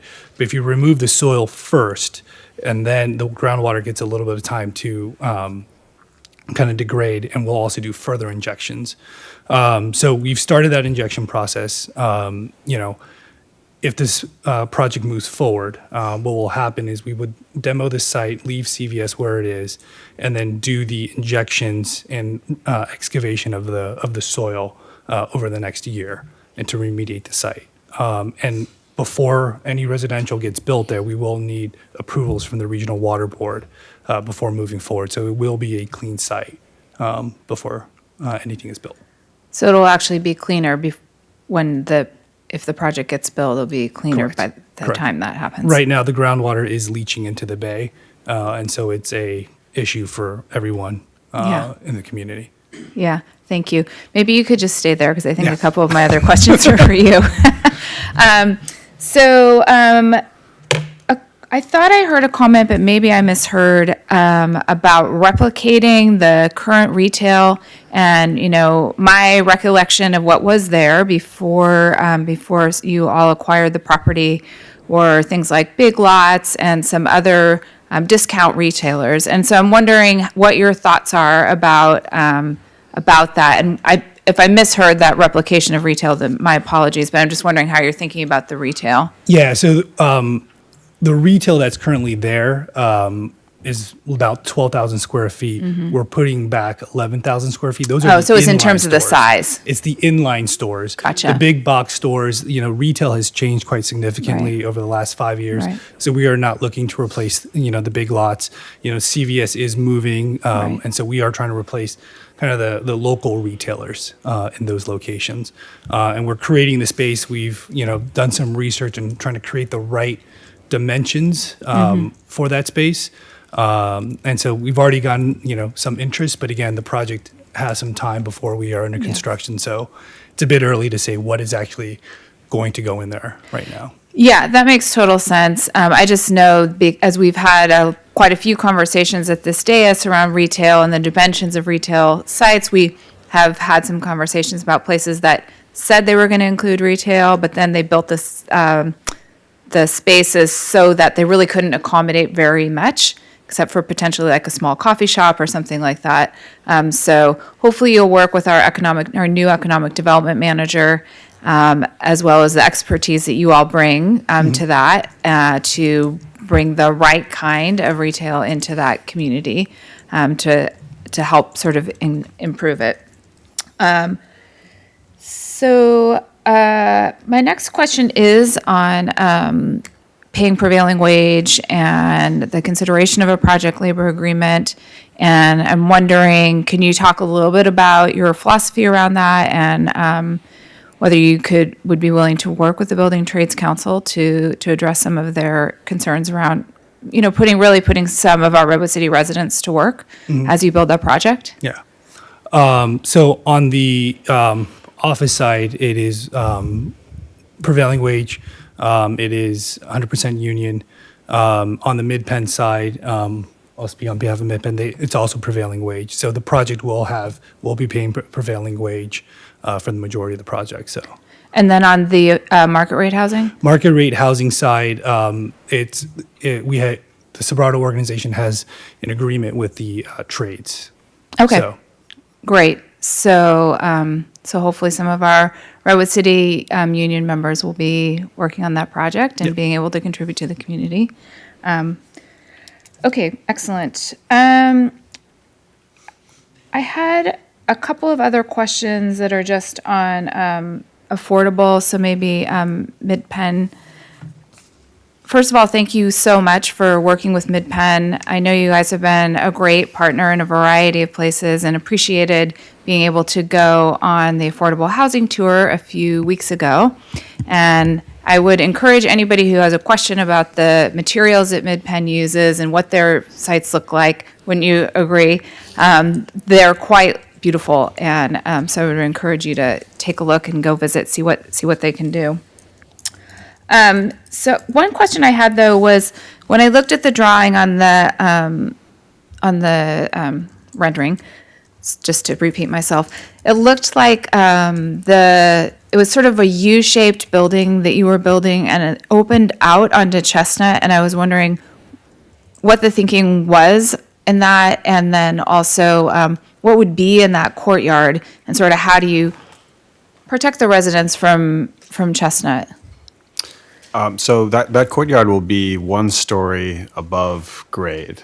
So the okay. building will actually, kind of cover the entire, street wall up to that 1 story in that section. The idea was basically to break up the building massing a bit, and also to open up that courtyard so it gets more light, more light and air, feels more inviting and welcoming. And in that space, we'll have a playground for use of the residents who are living there. Great, but it'll be 1 story up. Yeah, it'll be one Okay. story up. Yeah. Okay. There's also kind of a small sort of forecourt. Maybe you're referring to that too. Well, I'd have to go back to the rendering. I'm just speaking from the rendering, so I don't know all the details of the project. Yeah. Oh, wait, you can actually see it right here. So you guys are building 3, right?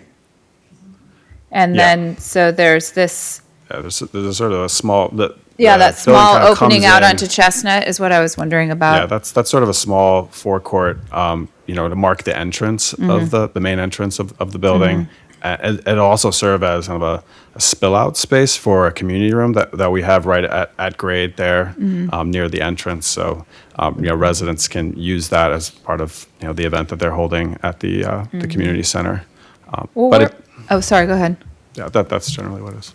Yeah, I mean, that's why I was asking that question, actually, because I was trying to sort of understand if I'm out there with my kids, how I'm going to sort of keep them from running out onto Chestnut.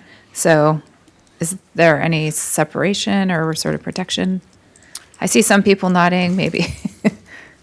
It's not. Yeah, it's sort of. It's not really meant to be, kind of like a kids only space. We will have a playground that's up a story. Yeah. That'll be more for kids to run around and be protected at the same time.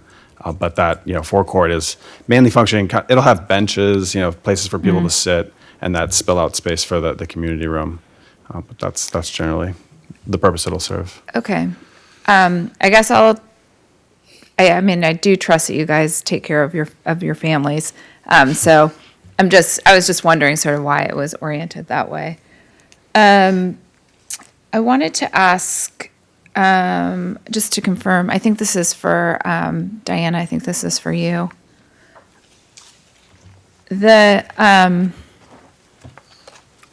Sorry. The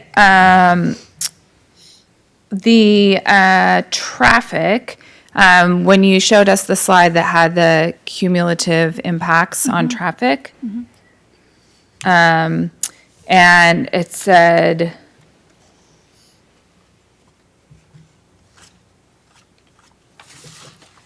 well, basically what it showed was there was noise was one of the items that couldn't be mitigated.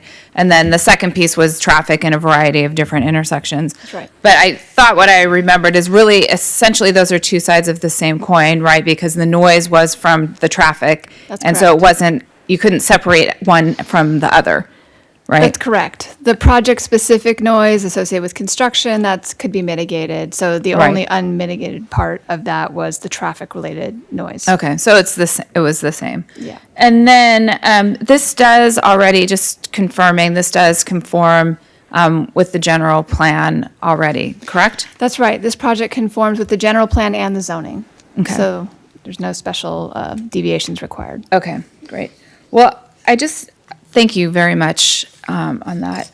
Oh, actually, I had one last question on the transportation. So you'll be working with the developer to fully realize whatever the transportation demand management plan is. We don't have details yet, I would assume, right? That's right. It does get more detailed as tenants are identified and as the project starts to near completion, and then we'll be working very closely with the applicant on that. Okay. And the bike lanes and connectivity of the bike lanes, which, I always bring up every single time we talk about bike lanes. Okay, thank you. Okay, well, I do want to just, a couple comments and a reminder that as a council, we adopted 3 top priorities for this year: housing, transportation, and children and youth. And from my perspective, this project meets all 3 of those goals. It addresses housing with 520 new units of housing, including 120 of affordable, which I think really, when we said housing, one of our top priorities was affordable housing, recognizing that we have a need for both market rate and affordable in our communities. On transportation, that you're working to meet the goals of our transportation plan so that we are looking at a significantly reduced number of car trips that from what you would normally expect of a project of this size, I think is significant. And then also other upgrades that will help Friendly Acres, as well as many of us who would like to walk or ride our bikes along that stretch of Broadway. And then finally, children and youth. I've been an advocate for the childcare component of this project since I first heard about it. I am a member of the Build Up Advisory Council, so have been really trying to make sure that that's a component that comes forth with any new development within our city. And so I appreciate both the inclusion of childcare, but then the fact that you are including the land as a donation and a community benefit, so that the operator can operate, hopefully, a childcare facility that will have a mix of incomes in it. And I would really hope that when you look at your RFP, that's what will be included, that you'll be specifically looking for an operator that will be providing childcare at a variety of different affordability levels. That would be important to me. And then I was so meeting our top priorities, those have been met with this project. And then the last thing I'll just say is I asked the question on labor is that I would encourage you to reach out to our San Mateo County Building Trades Council and work with them to make sure that we're putting our residents to work. Councilmember Hill? Thank you. Well, I am pleased with both the journey that this project has taken and the final project that sits here before us this evening. As a developer, you listened, you got creative, you got solution-oriented, no matter what feedback was thrown at you, and we had a lot. And you showed genuine curiosity and care. Curiosity for the feedback you heard, and then care in the details. And I have a couple examples that I wanted to highlight. And I really appreciate that. So thank you for the work that you put into this project and to the entire team. I know it was a team effort, especially working together with a nonprofit. I wanted to recap some of the feedback that I had shared that I've now seen integrated. First was the affordable housing element. It's true, the earlier stages of this project did not have that. And then second was the integration of that housing, that it not be across the street, that it not be separate from the larger project, that it feel together and truly inclusive. And to do that required moving CVS. And now we kind of refer to it as if it's a detail, but that was a Herculean move to contact a corporation, to get in touch with their real estate team, to help them see the benefits of this project being whole. It's remarkable, and I really hope that creativity lends itself to other projects that we see and that we see across San Mateo County. The next piece of feedback I had is something that Councilmember Aguirre mentioned, which was the inclusion of 3-bedroom units. And why is that important? Well, so many families, when they have 2 children, feel squeezed in that 2-bedroom, that 1-bedroom, but they can't afford to buy or rent a house with 3 bedrooms. And so I remember when I gave Peter that feedback, he said, well, there aren't a lot of 3 bedrooms, so there's not demand for them. And I said, no, I think there's demand, there's just not supply. And I think we actually went on and we started looking through the Redfin or Zillow, and there really weren't. There were not 3-bedroom units. So I was so grateful to see the inclusion of those, and I hope that is something that we see in more projects. It's certainly something I'm going to continue to ask about. And then finally was the childcare element. And this is a great example of care in detail. So I did attend one of the sessions you'd mentioned on your extensive list of community outreach last year, which was the Affordable Housing Day. And there we learned about the amount of detail that went into building and scoping the childcare facility, because by their own admission, Sobrato doesn't build childcare, and childcare facilities have very special needs. So it wasn't just, there we've done it, we've covered it, we've checked this box, something that is important to this council, but really doing it to the extent that it's going to be effective for those families and safe for the children. And I really appreciate the care that was shown there to that detail. With that, I do, despite all that, have a few more requests that I wanted to check in on and some questions. And the first touches on something that Councilmember Borgens, and it sounds like now Councilmember Mazer were mentioning, which is the idea of a TMA, a Transit Management Authority. So that's something that Redwood City is looking at. There's a sub-regional TMA. We're exploring joining that. And what that means is a TDM is for a specific project, but a TMA is something that you do together with others. And there can obviously be efficiencies and scale with that. And so I wanted to see if that's something that you've been open to exploring, if you've even perhaps had some talks about it.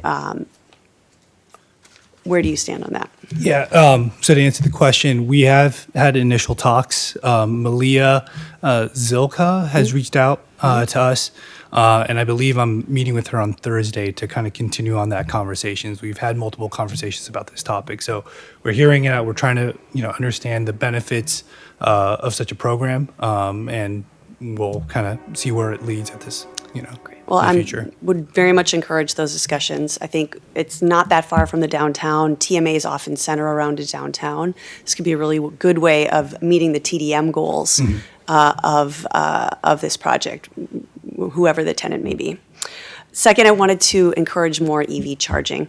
I know that we have a limit or an amount that is set. It's personally something that I think this council should explore revisiting. The main challenge to adopting electric vehicles is the availability of charging stations, and they're not as available in multi-dwelling units. With this project, you have such a unique opportunity because it's both office, so there's daytime charging opportunities, and then residential, so there's evening charging opportunities. So I really think that that would meet the needs both environmentally of our community, but then also of those tenants, because it is also a more affordable form of transportation. If you're going to do single driver, even if you're going to carpool, it is a lower cost. So I would encourage that as well. And then finally, I wanted to touch on the notion of the PLA and the prevailing wage. I do see it as being an important issue for working families and families in Redwood City. However, I see it as another issue, which is quality and getting the job done on time. This is a huge project. It's going to have significant impacts to the community during the time it is developed. And we would love to see it, of course, happen as fast as possible, right? So you get through that phase. But we have certainly in Redwood City seen projects that were delayed due to a lack of skilled labor. And the entire community then bears that cost. There is a building that blocks my family's ability to walk to the library without having to take another street, and for many families to do that. So that's a cost to the community. So I'm a little concerned because the question was raised by the head of the building trades for San Mateo County. It sounds like you feel that that's been determined and settled, but perhaps it hasn't. I would like to see that there's been another follow-up conversation and that we will have skilled labor working on a project this complex in our city. Yeah, we will definitely follow up with the trades.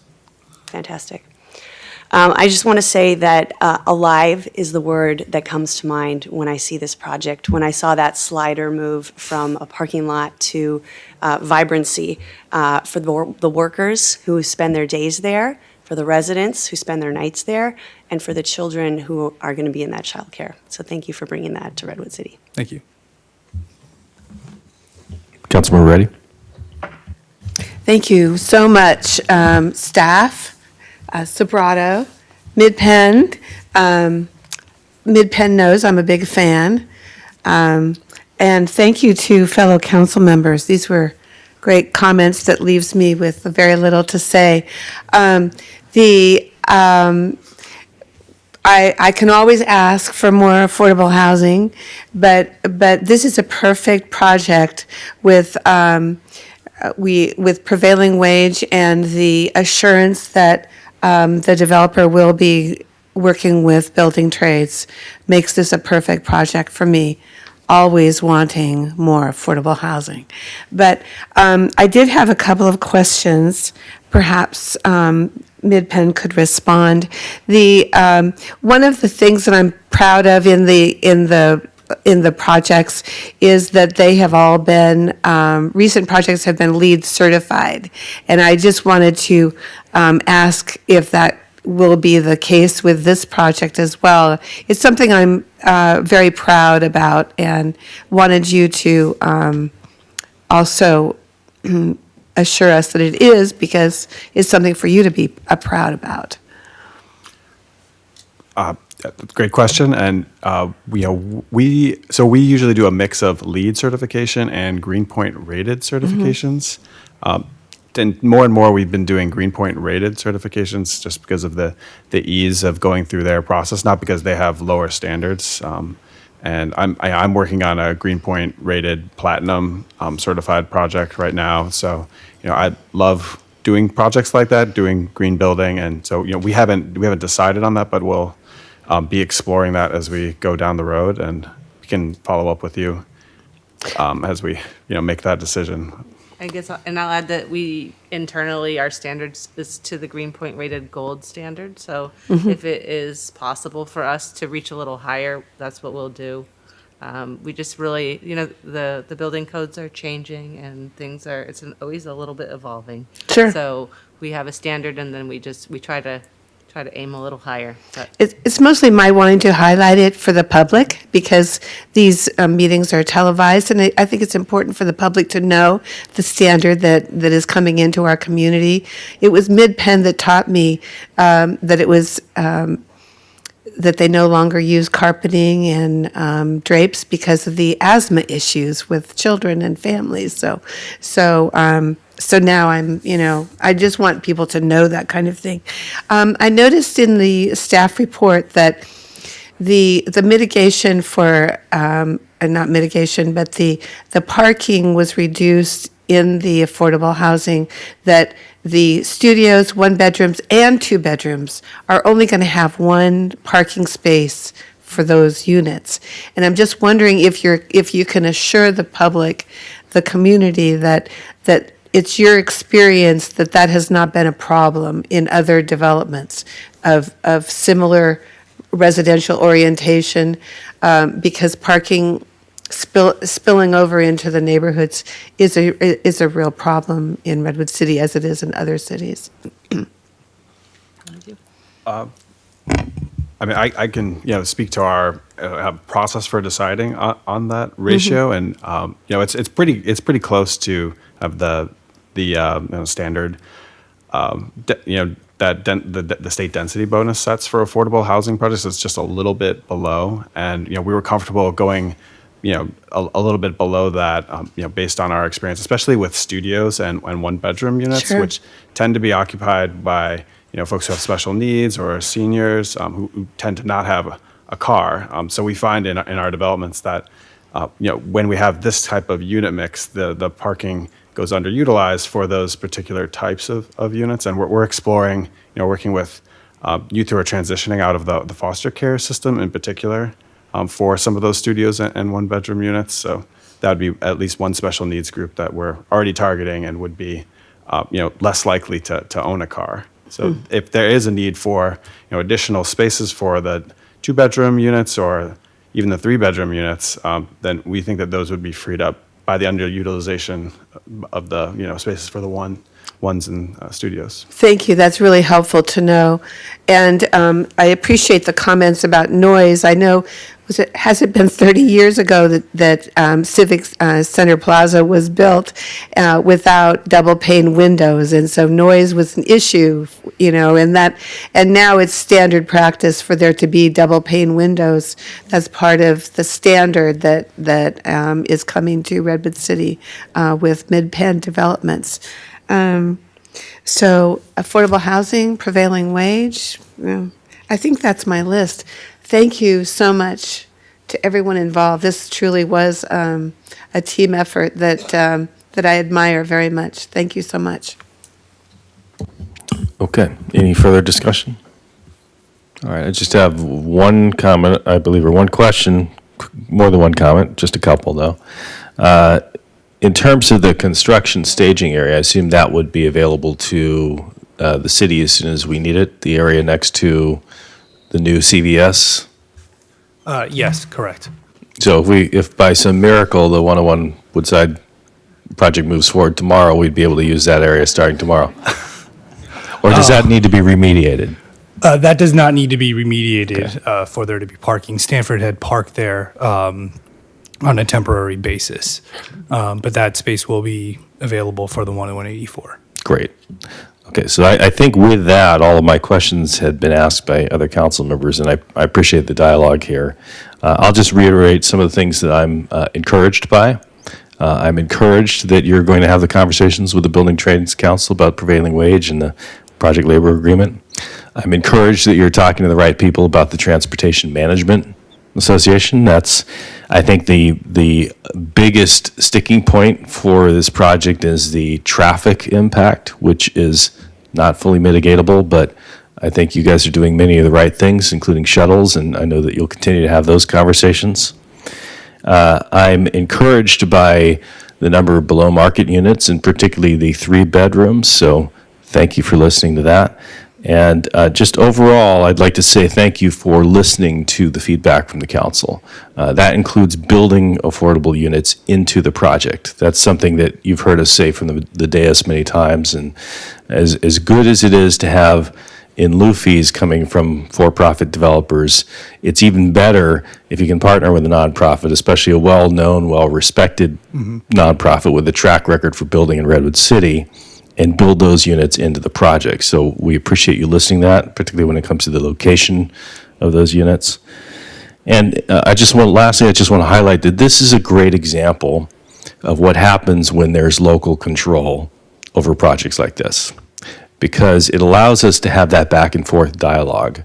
Had you just been allowed to build whatever you want without the council and the planning commission playing a role, I do not believe that it would be as good of a project as it is today. So I just want to highlight that is an important role that local governments play in terms of helping to make sure that projects fit the community and that the benefits fit the community as well.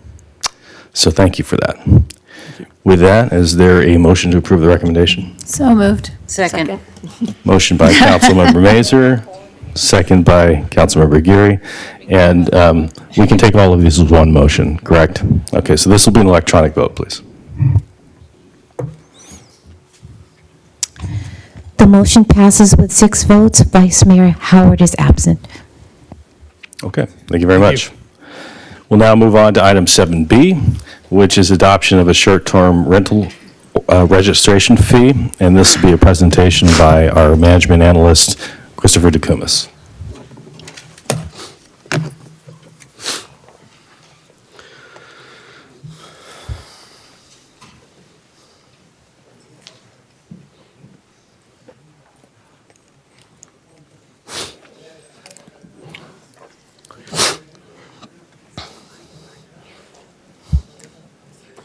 Great. So good evening, Mayor Bain and council members. Tonight, I'm bringing forward to you for your consideration the adoption of a short-term rental registration fee. And while the focus of this presentation is the short-term rental registration fee, this is one step in one of the last steps in the process of adopting a short-term rental registration program with the objective of helping to protect the housing stock while permitting residents to seek additional income. So in 2017, the city prepared a fee study with the Matrix Consulting Group for community development, police, fire, parks, and other department fees. Many of these fees were user-related, user fees. And in addition to that, they also provided a costing model for us to develop fees in order to recover the city's costs. Then in 2018, the city took action to commit transient occupancy taxes from short-term rentals to the Affordable Housing Fund, which was an important step. Also, in that same year, they adopted the short-term rental ordinance. They authorized a voluntary collection agreement with Airbnb, which contributed to the collection so far of approximately $320,000 for the Affordable Housing Fund, and authorized a contract with host compliance to help the city with monitoring compliance with the short-term rental ordinance.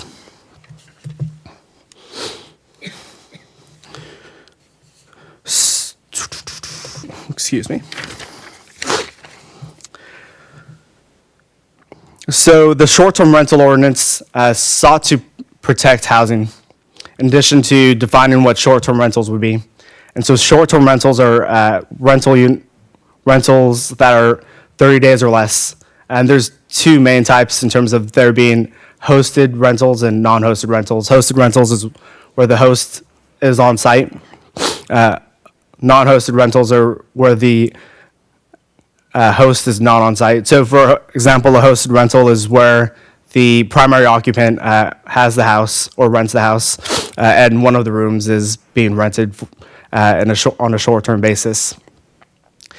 In addition, there's no limit for the hosted rentals in terms of how many days those can be rented out a year, but for non-hosted rentals, there's a cap of 120 days total for the year. So in addition, the host compliance platform that provides this monitoring service to the city enables registration and tax collection. So for example, for platforms that are not Airbnb, this provides a mechanism for the city to collect that TOT that can be diverted to the Affordable Housing Fund. Also allows hosts that are part of Airbnb and not part of Airbnb to register with the city in order for us to verify that they're complying with the city's short-term rental ordinance. In addition, so staff can determine if the host is being compliant and is the primary occupant as is indicated. In addition to that, residents and neighbors who would like to identify potential compliance issues, staff have sought to use our existing infrastructure. So our existing code enforcement mechanism. So my RWC and contacting the code enforcement office. So if there are issues, they could contact staff or use the existing infrastructure to do so. This is an example of the platform. So it's trying to be streamlined, try to make it simple for hosts to register with the city. So in the development of the fee, this staff sought to consider what other communities in the region were doing. So the city has comparison cities that we like to kind of benchmark ourselves against that include San Mateo, Belmont, San Carlos, Mountain View, Palo Alto, Menlo Park, and the city of Sunnyvale. So amongst those, though, only Mountain View, San Mateo, and Sunnyvale have rental fees, and in addition to that, San Mateo County does as well. And the city of Redwood City, the fee that we're proposing, which is $205, is in the middle range of those fees there. In addition to the fee amount, staff are also recommending a grace period. So staff had sent out registration letters for hosts to register by May 1st. And so we propose for there to be a grace period to waive registration fees from now until June 30th for the effective date of July 1st. In addition to that, we're recommending to prorate fees similar to how we do it for business licenses. So the basis of the proposed fee is we took the cost of that host compliance contract, and at the time when we did the contract, the estimate was that there was approximately 600 short-term rental units. And so on a per unit cost basis, it would be approximately $49 per short-term rental. On top of that, though, we had to also include the staff time costs that could be included. So, for example, planning staff that interacts with hosts that have questions, or if there are concerns from the community that result in code compliance issues, that includes code enforcement as well. And so tonight we seek your approval for the adoption of a resolution adopting the short-term rental registration fee, and by motion of the City Council to direct staff to administratively incorporate the proposed fee into the master fee schedule. So now I could take any questions. Thank you. Before we do questions, this is a public hearing as well. Do we have any speaker cards? So is there a motion to close the public hearing?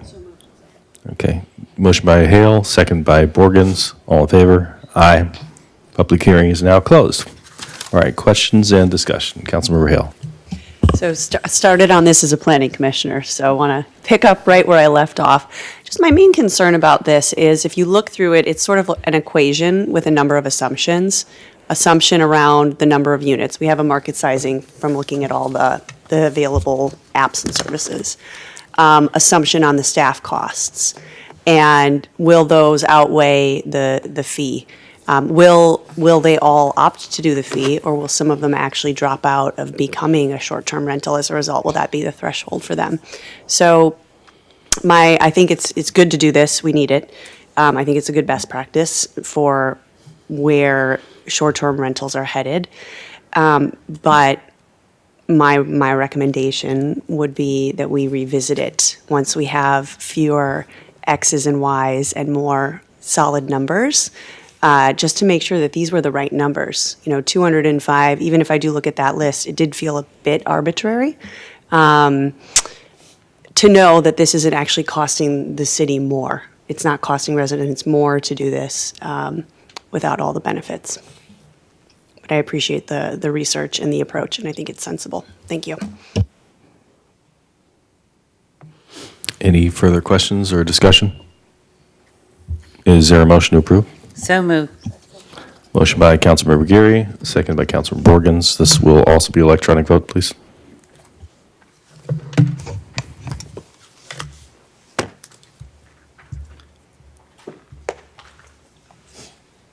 Oh, Diana's in the, Diana. Okay, well, we need to move forward with our agenda, so does someone would hit the abstain button? Go ahead. Since she's not in the room? No, go ahead. Okay. The motion passes with 5 votes. Councilmember Reddy abstains and Vice Mayor Howard is absent. Thank you. We'll now move on to staff reports. This will be approval of Silicon Valley Clean Water Joint Powers Agreement Supplement, amendment to the financing agreement related to the Water Infrastructure Financing and Innovation Act loan agreement with the United States Environmental Protection Agency, and the 2019 wastewater revenue notes and all related documents and official actions. This will be a report by Assistant City Manager Kimber McCarthy. Thank you. So good evening, Mayor, council members. As you said, I'm Kimber McCarthy, Assistant City Manager, and I'm here this evening to talk to you about the debt financing that we're going to be issuing for Silicon Valley Clean Water's Capital Improvement Program. So just as a brief background, the JPA was formed in 1975. It's responsible for conveying, treating, and disposing wastewater and performing upgrades of the treatment plant and conveyance facilities. Redwood City is one of 4 members with Belmont, San Carlos, and West Bay Sanitary District. So the current Silicon Valley Clean Water Capital Improvement Program has been underway since 2008. It was recently upgraded in 2018. The CIP currently consists of 217 projects, and they range from everything from conveyance pipeline rehabilitation, treatment, pump stations, technological upgrades, modern energy management facilities, and also includes addressing future nutrient removal requirements. The entire CIP right now is estimated to cost around $850 million. To date, we've spent around $330 million, and when I say we, the entirety, Silicon Valley Clean Water. And the amount now needed through 2026 is $520 million approximately, and the city's portion of that $520 million is around $250 million. Redwood City's portion of the remaining CIP is just under 50%. Let's see, this is not moving anymore. Yeah, there you go. The largest capital project that the current debt issuance will fund is the Regional Environmental Sewer Conveyance Upgrade, also called RESCUE for short. So RESCUE replaces infrastructure that is currently at the end of its useful life. So the elements of RESCUE include a 3.5-mile gravity pipeline, a headworks facility, which is essentially the front of the plant, and pump station improvements. And all three of these elements are using a progressive design, build, delivery method. The contractor agreements are in place for all of those elements, and 2 are now currently in construction. They started in November 2018, and the anticipated completion date is 2023. So this is a picture of the largest component of the rescue project. This is the tunnel boring machine, and this consists of the design, construction, permitting, startup, commissioning, and closeout of approximately 17,600 feet of wastewater gravity pipe inside a concrete segment tunnel. So the picture that you see here is actually staff from Silicon Valley Clean Water in Germany, I believe with some of the German engineering team. So this machine will actually be disassembled in Germany and then shipped over by vessel through the Panama Canal, and then it ends up in Port Hueneme. Then it's going to be put on trucks and then brought up here to Redwood Shores area, I believe, and then assembled on site and then lowered into the launch shaft piece by piece.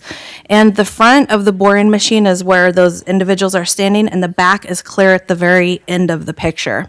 So it is a huge machine. So the authority needs additional financing in order to continue work on this rescue project and all the other necessary capital projects. So as I mentioned, we're responsible for $115 million of the $250 million debt that we're issuing in 2019. So the way that's going to work is by 2 mechanisms. First, we will have wastewater revenue notes to fund the issuance. And then in addition to the notes, still Silicon Valley Clean Water staff are in the final stages of securing what's called a WIFIA loan, and that's the Water Infrastructure Finance and Innovation Act loan. And the WIFIA loan will be used to repay the notes. So for the 2019 financing plan, the notes will be actually sold in July, so in a couple months, and then the full payment of all principal at maturity in 2024. So the interest will be capitalized, and the notes won't actually be needed to be paid until 2024. And as I mentioned, the WIFIA loan will then be used to pay off the notes. The WIFIA loan will close next month in June 2019, but it won't fund until the proceeds are used in 2024. So the WIFIA loan is structured so that interest is deferred for the first 4 years, followed by 31 years of level debt service of principal and interest. And interest on the WIFIA loan can be capitalized during the interest-only period. And the city has 2 options. The way that the loan is structured now, the members can capitalize interest, so essentially pay no payments during the 4-year interest-only period. In doing that, the level payments with principal and interest starting in 2028 would be around $6.6 million a year. So this would cost the city approximately $4 million during that 4-year period annually. So approximately $16 million more is what it would cost the city if we were to capitalize. Alternatively, we can prepay interest anytime in the first 4 years to essentially save money long-term. So that is actually what staff is recommending that we do. The city's financing team has taken a really good look, a deep dive into the city's finances to determine if it would make the most sense for us to go ahead and prepay the interest in that 4-year time period. And that's essentially what staff is recommending that we do. So we will estimate annually how much we could prepay, but we do believe that by making these prepaid interest payments, we'll save money long-term. And the city's, actually, I didn't mean to do that. The city's enterprise fund will fund the city's portion of capital obligations. And as you all know, modest increases are being proposed to help fund these projects. You will hear those in June next month. And I also want to emphasize that this debt being issued is necessary because Silicon Valley Clean Water's infrastructure, like I said, is at the end of its useful life. So these projects are not at all related to any development that has happened in the city and would have been required even if the city hadn't been experiencing any growth factors over the last few years. And I do want to mention that we have had a great financing team that has worked on this, the largest debt issuance, and Silicon Valley Clean Water staff are in the audience, and bond counsel, and Derek Rampone, our financial services manager. So it has definitely taken a village to bring this to fruition, and I think that this is going to be one of, I believe, maybe 2 or 3 more that we'll have in the future. But essentially, for now, this will help fund the rescue program and all of those other programs that they have a need for right now. So this really concludes the end of my presentation, and I won't read all of the recommendations that you will have to approve, but they're all up on the screen, and I'm open for any questions, and I may have to turn to Silicon Valley Clean Water staff if you have any CIP-related questions, but essentially, that's it. Thank you, Ms. McCarthy, to you and the financing team for all your work on this. I just have one question. Okay.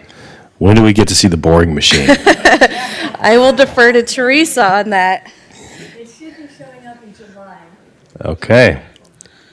2 I'm months. sure we'll arrange a field trip where we can see it in person. Great. All right. Any further questions, discussion? Councilmember Gary?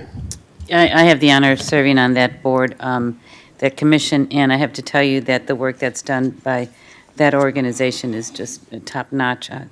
The infrastructure that's going to be built is something that we will be really proud of, not only for Redwood City, but for the region that's part of it, which includes Belmont, San Carlos, and West Bay Sanitary District. So I would like to make a motion to approve. Okay, motion by Councilmember Geary, second by Councilmember Borgens. Is there further discussion? Okay, this will be an electronic vote, please.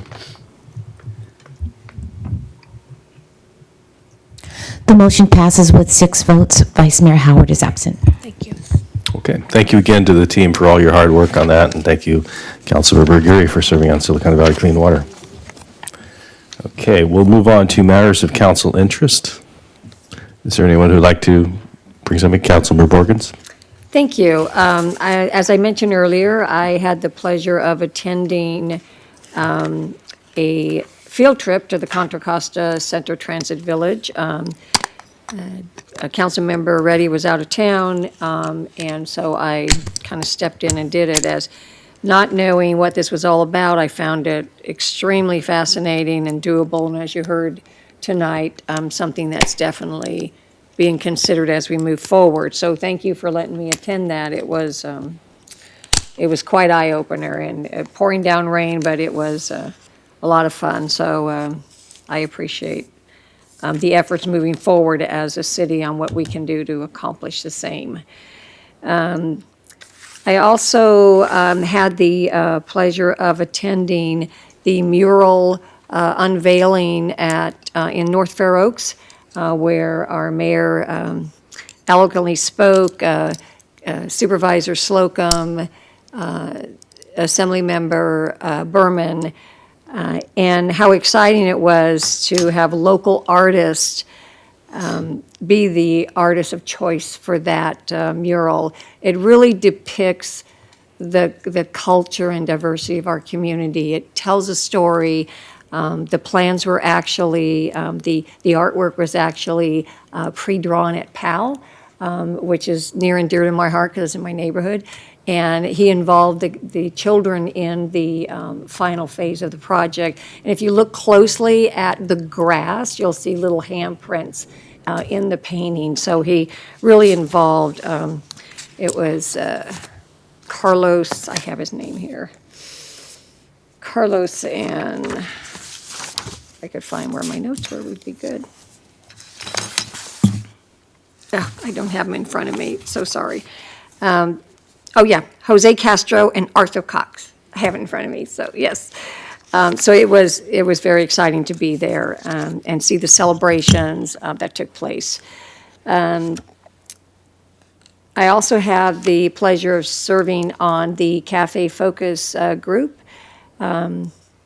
which is for making us an age-friendly community. Thank you for your letter that you sent out requesting that we become that community. It went to the World Health Organization, and it's called Age-Friendly Community Redwood City. It was very interesting, and it has been interesting to watch as the projects come forward and what's in store for us. You're going to see a lot of excitement from our senior centers on this. Fair Oaks is one of the first ones to step up. And that was exciting. I participated in an event there where they actually walked me through and showed me their garden that they have out and back and how participatory it is with all the seniors. And they are extremely excited about participating in a child care facility at our New Bradford site. So that was really. I also participated on the committee I sit on, which is the Fire ALS JPA meeting, where we adopted the resolution of the Board of Supervisors of San Mateo County for the Pre-Hospital Emergency Medical Service Group, adopting the JPA and AMR operating agreement, and the annual revenue allocation plan, and the budget for the period of July 1st, 2019. So that was good. So I think that's what I have. I probably did more, but I don't have it, so thank you for it. Well, I want to thank you for going on the Manzanita Talks field trip. And just to add a little bit more context, the Manzanita Talks are the sub-regional TMA that Councilmember Hale referred to earlier, led by Joint Venture Silicon Valley, and then Mila Zelka from Palantir. She's been really pulling cities together to have these kinds of conversations, to visit models like we have in Walnut Creek. I have not been able to go on one of those trips. I want to thank Councilmember Borgens most recently and Councilmember Reddy for attending the previous meeting. And Redwood City is aggressively taking part in those discussions. I'll put it that way. I also want to recognize, regarding the age-friendly community, I want to thank Supervisor David Canepa, who nominated us for that. So he nominated us based on what we're doing to rebuild our senior center, based on the 117 units of senior housing that just broke ground at Arroyo Green, and a number of other things. Community for all ages is one of our top priorities, so I just want to acknowledge him for his work on that. Other items? Councilmember Mazur? Thank you.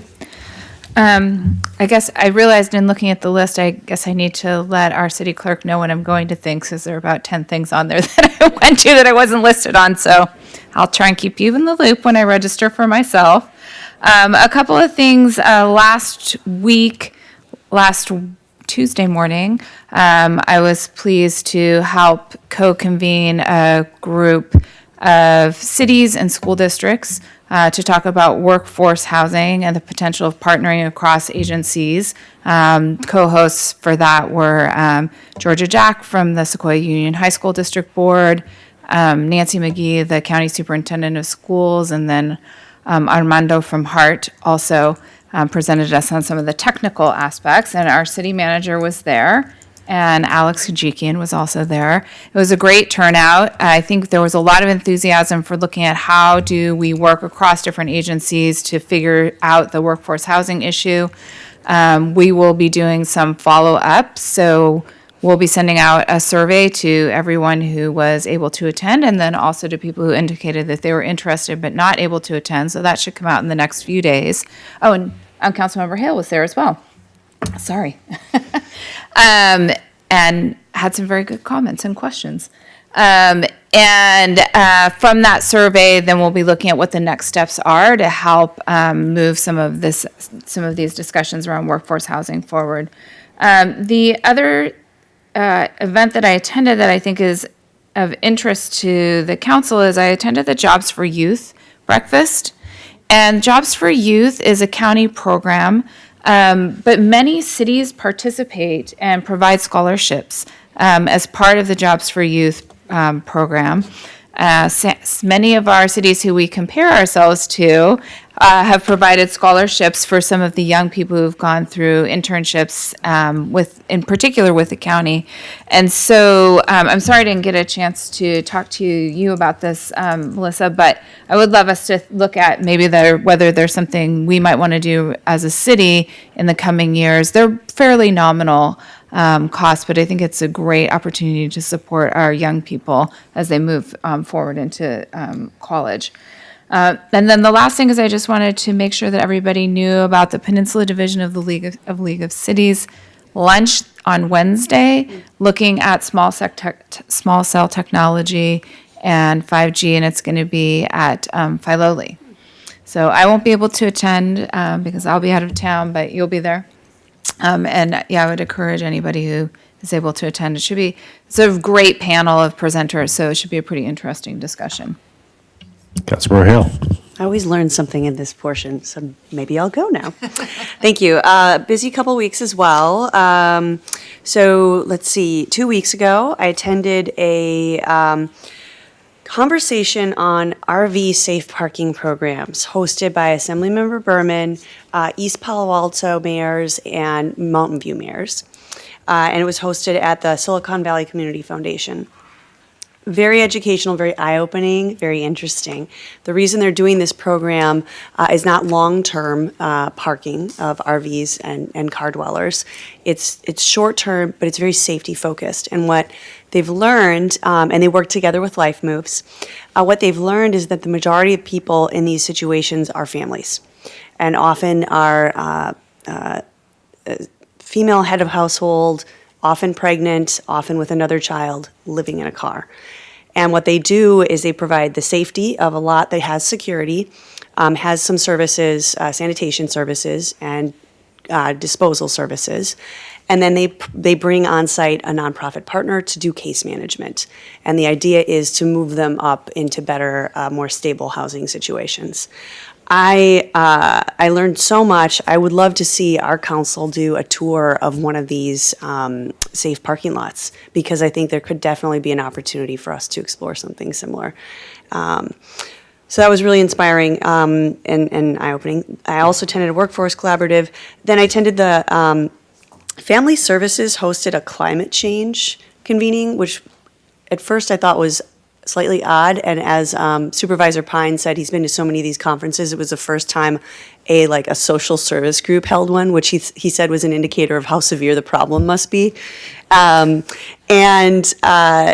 It's just remarkable how severe the problem is. Heard from two research professors at Stanford. They had great visuals, terrifying visuals, and data.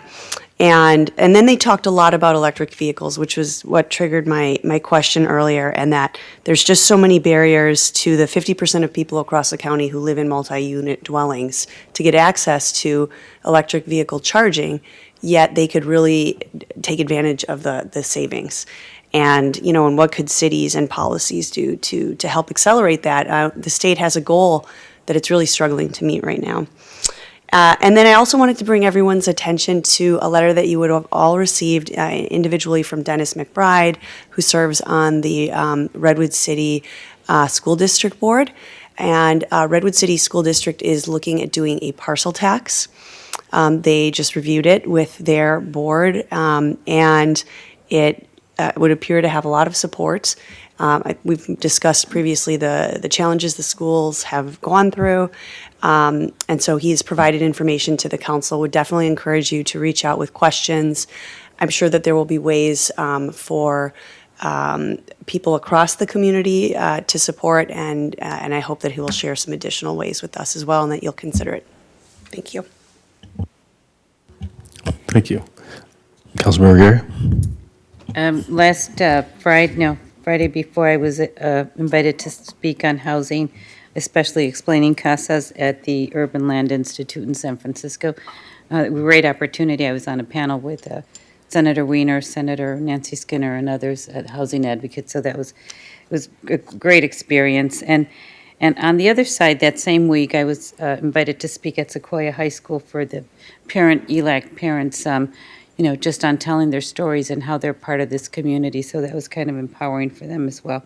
So those are the two, besides all the other CCAG and all the other meetings that we go SBW May. Thanks. I have a few just quick items. In response to Councilmember Hale's comment on electric vehicles and multi-unit buildings, the PCE has two programs that are targeted at that. I just wanted to mention that I know you're aware of this. One is incentivizing building owners to install a charging station, but the other one is actually incentives for low-income buyers to buy electric and plug-in hybrid vehicles. So they've highlighted a few case studies from those, which have been some early signs of success. So I mentioned Arroyo Green. I want to acknowledge many of my colleagues were there at the groundbreaking for that. That is the 117 units of below-market affordable senior housing on Bradford Street, as well as childcare and a new little stretch of park along the creek. I know that many hours of staff time went into that, and this fulfills a vision that the council has had for at least 15 years. So I want to thank everybody who made that day possible. I had the opportunity to attend the new art kiosk opening down at Courthouse Square on Saturday. If you have not had a chance to check it out, there's a very fascinating exhibit. I won't spoil the surprise for anybody, but I think you should go take a look at it. And this is one of the rare exhibits where you'll actually be able to go inside of the kiosk. And so there's something interesting in there. I hope everyone will check that out. And there will be several other kiosks to follow. And I will just say I've had some lively discussions with the curator of this project, and he has lots of big ideas for the future. I'll leave it at that. And then finally, I had the chance to recognize 3 young men who achieved their Eagle Scout rank. And so we celebrated them, and that was a very nice ceremony. They're all from Redwood City, by the way, which is why I mentioned that. So with that, let's move on to the city manager's report. Just a couple of items. So we are in that time of year where we're putting the final touches on the recommended budget. So next 2 weeks, we'll be finishing that and getting that into your hands, into public hands. And that will be considered on June 10th. There'll be a hearing, first public hearing with adoption anticipated June 24th. So looking forward to having that out to you and to pointing out the ways in which we think the recommended budget will reflect your priorities that you've set for this year in particular. And then also wanted to note that the meeting on June 24th will have 2 items that are responding to community concerns that you've heard articulated a number of times over the last year. And that has to do with remodeling and increased housing sizes in neighborhoods. And so the technical ways that we're looking at that are related to establishing an interim ordinance regarding a floor area ratio. And so we know that's of interest to many in our community.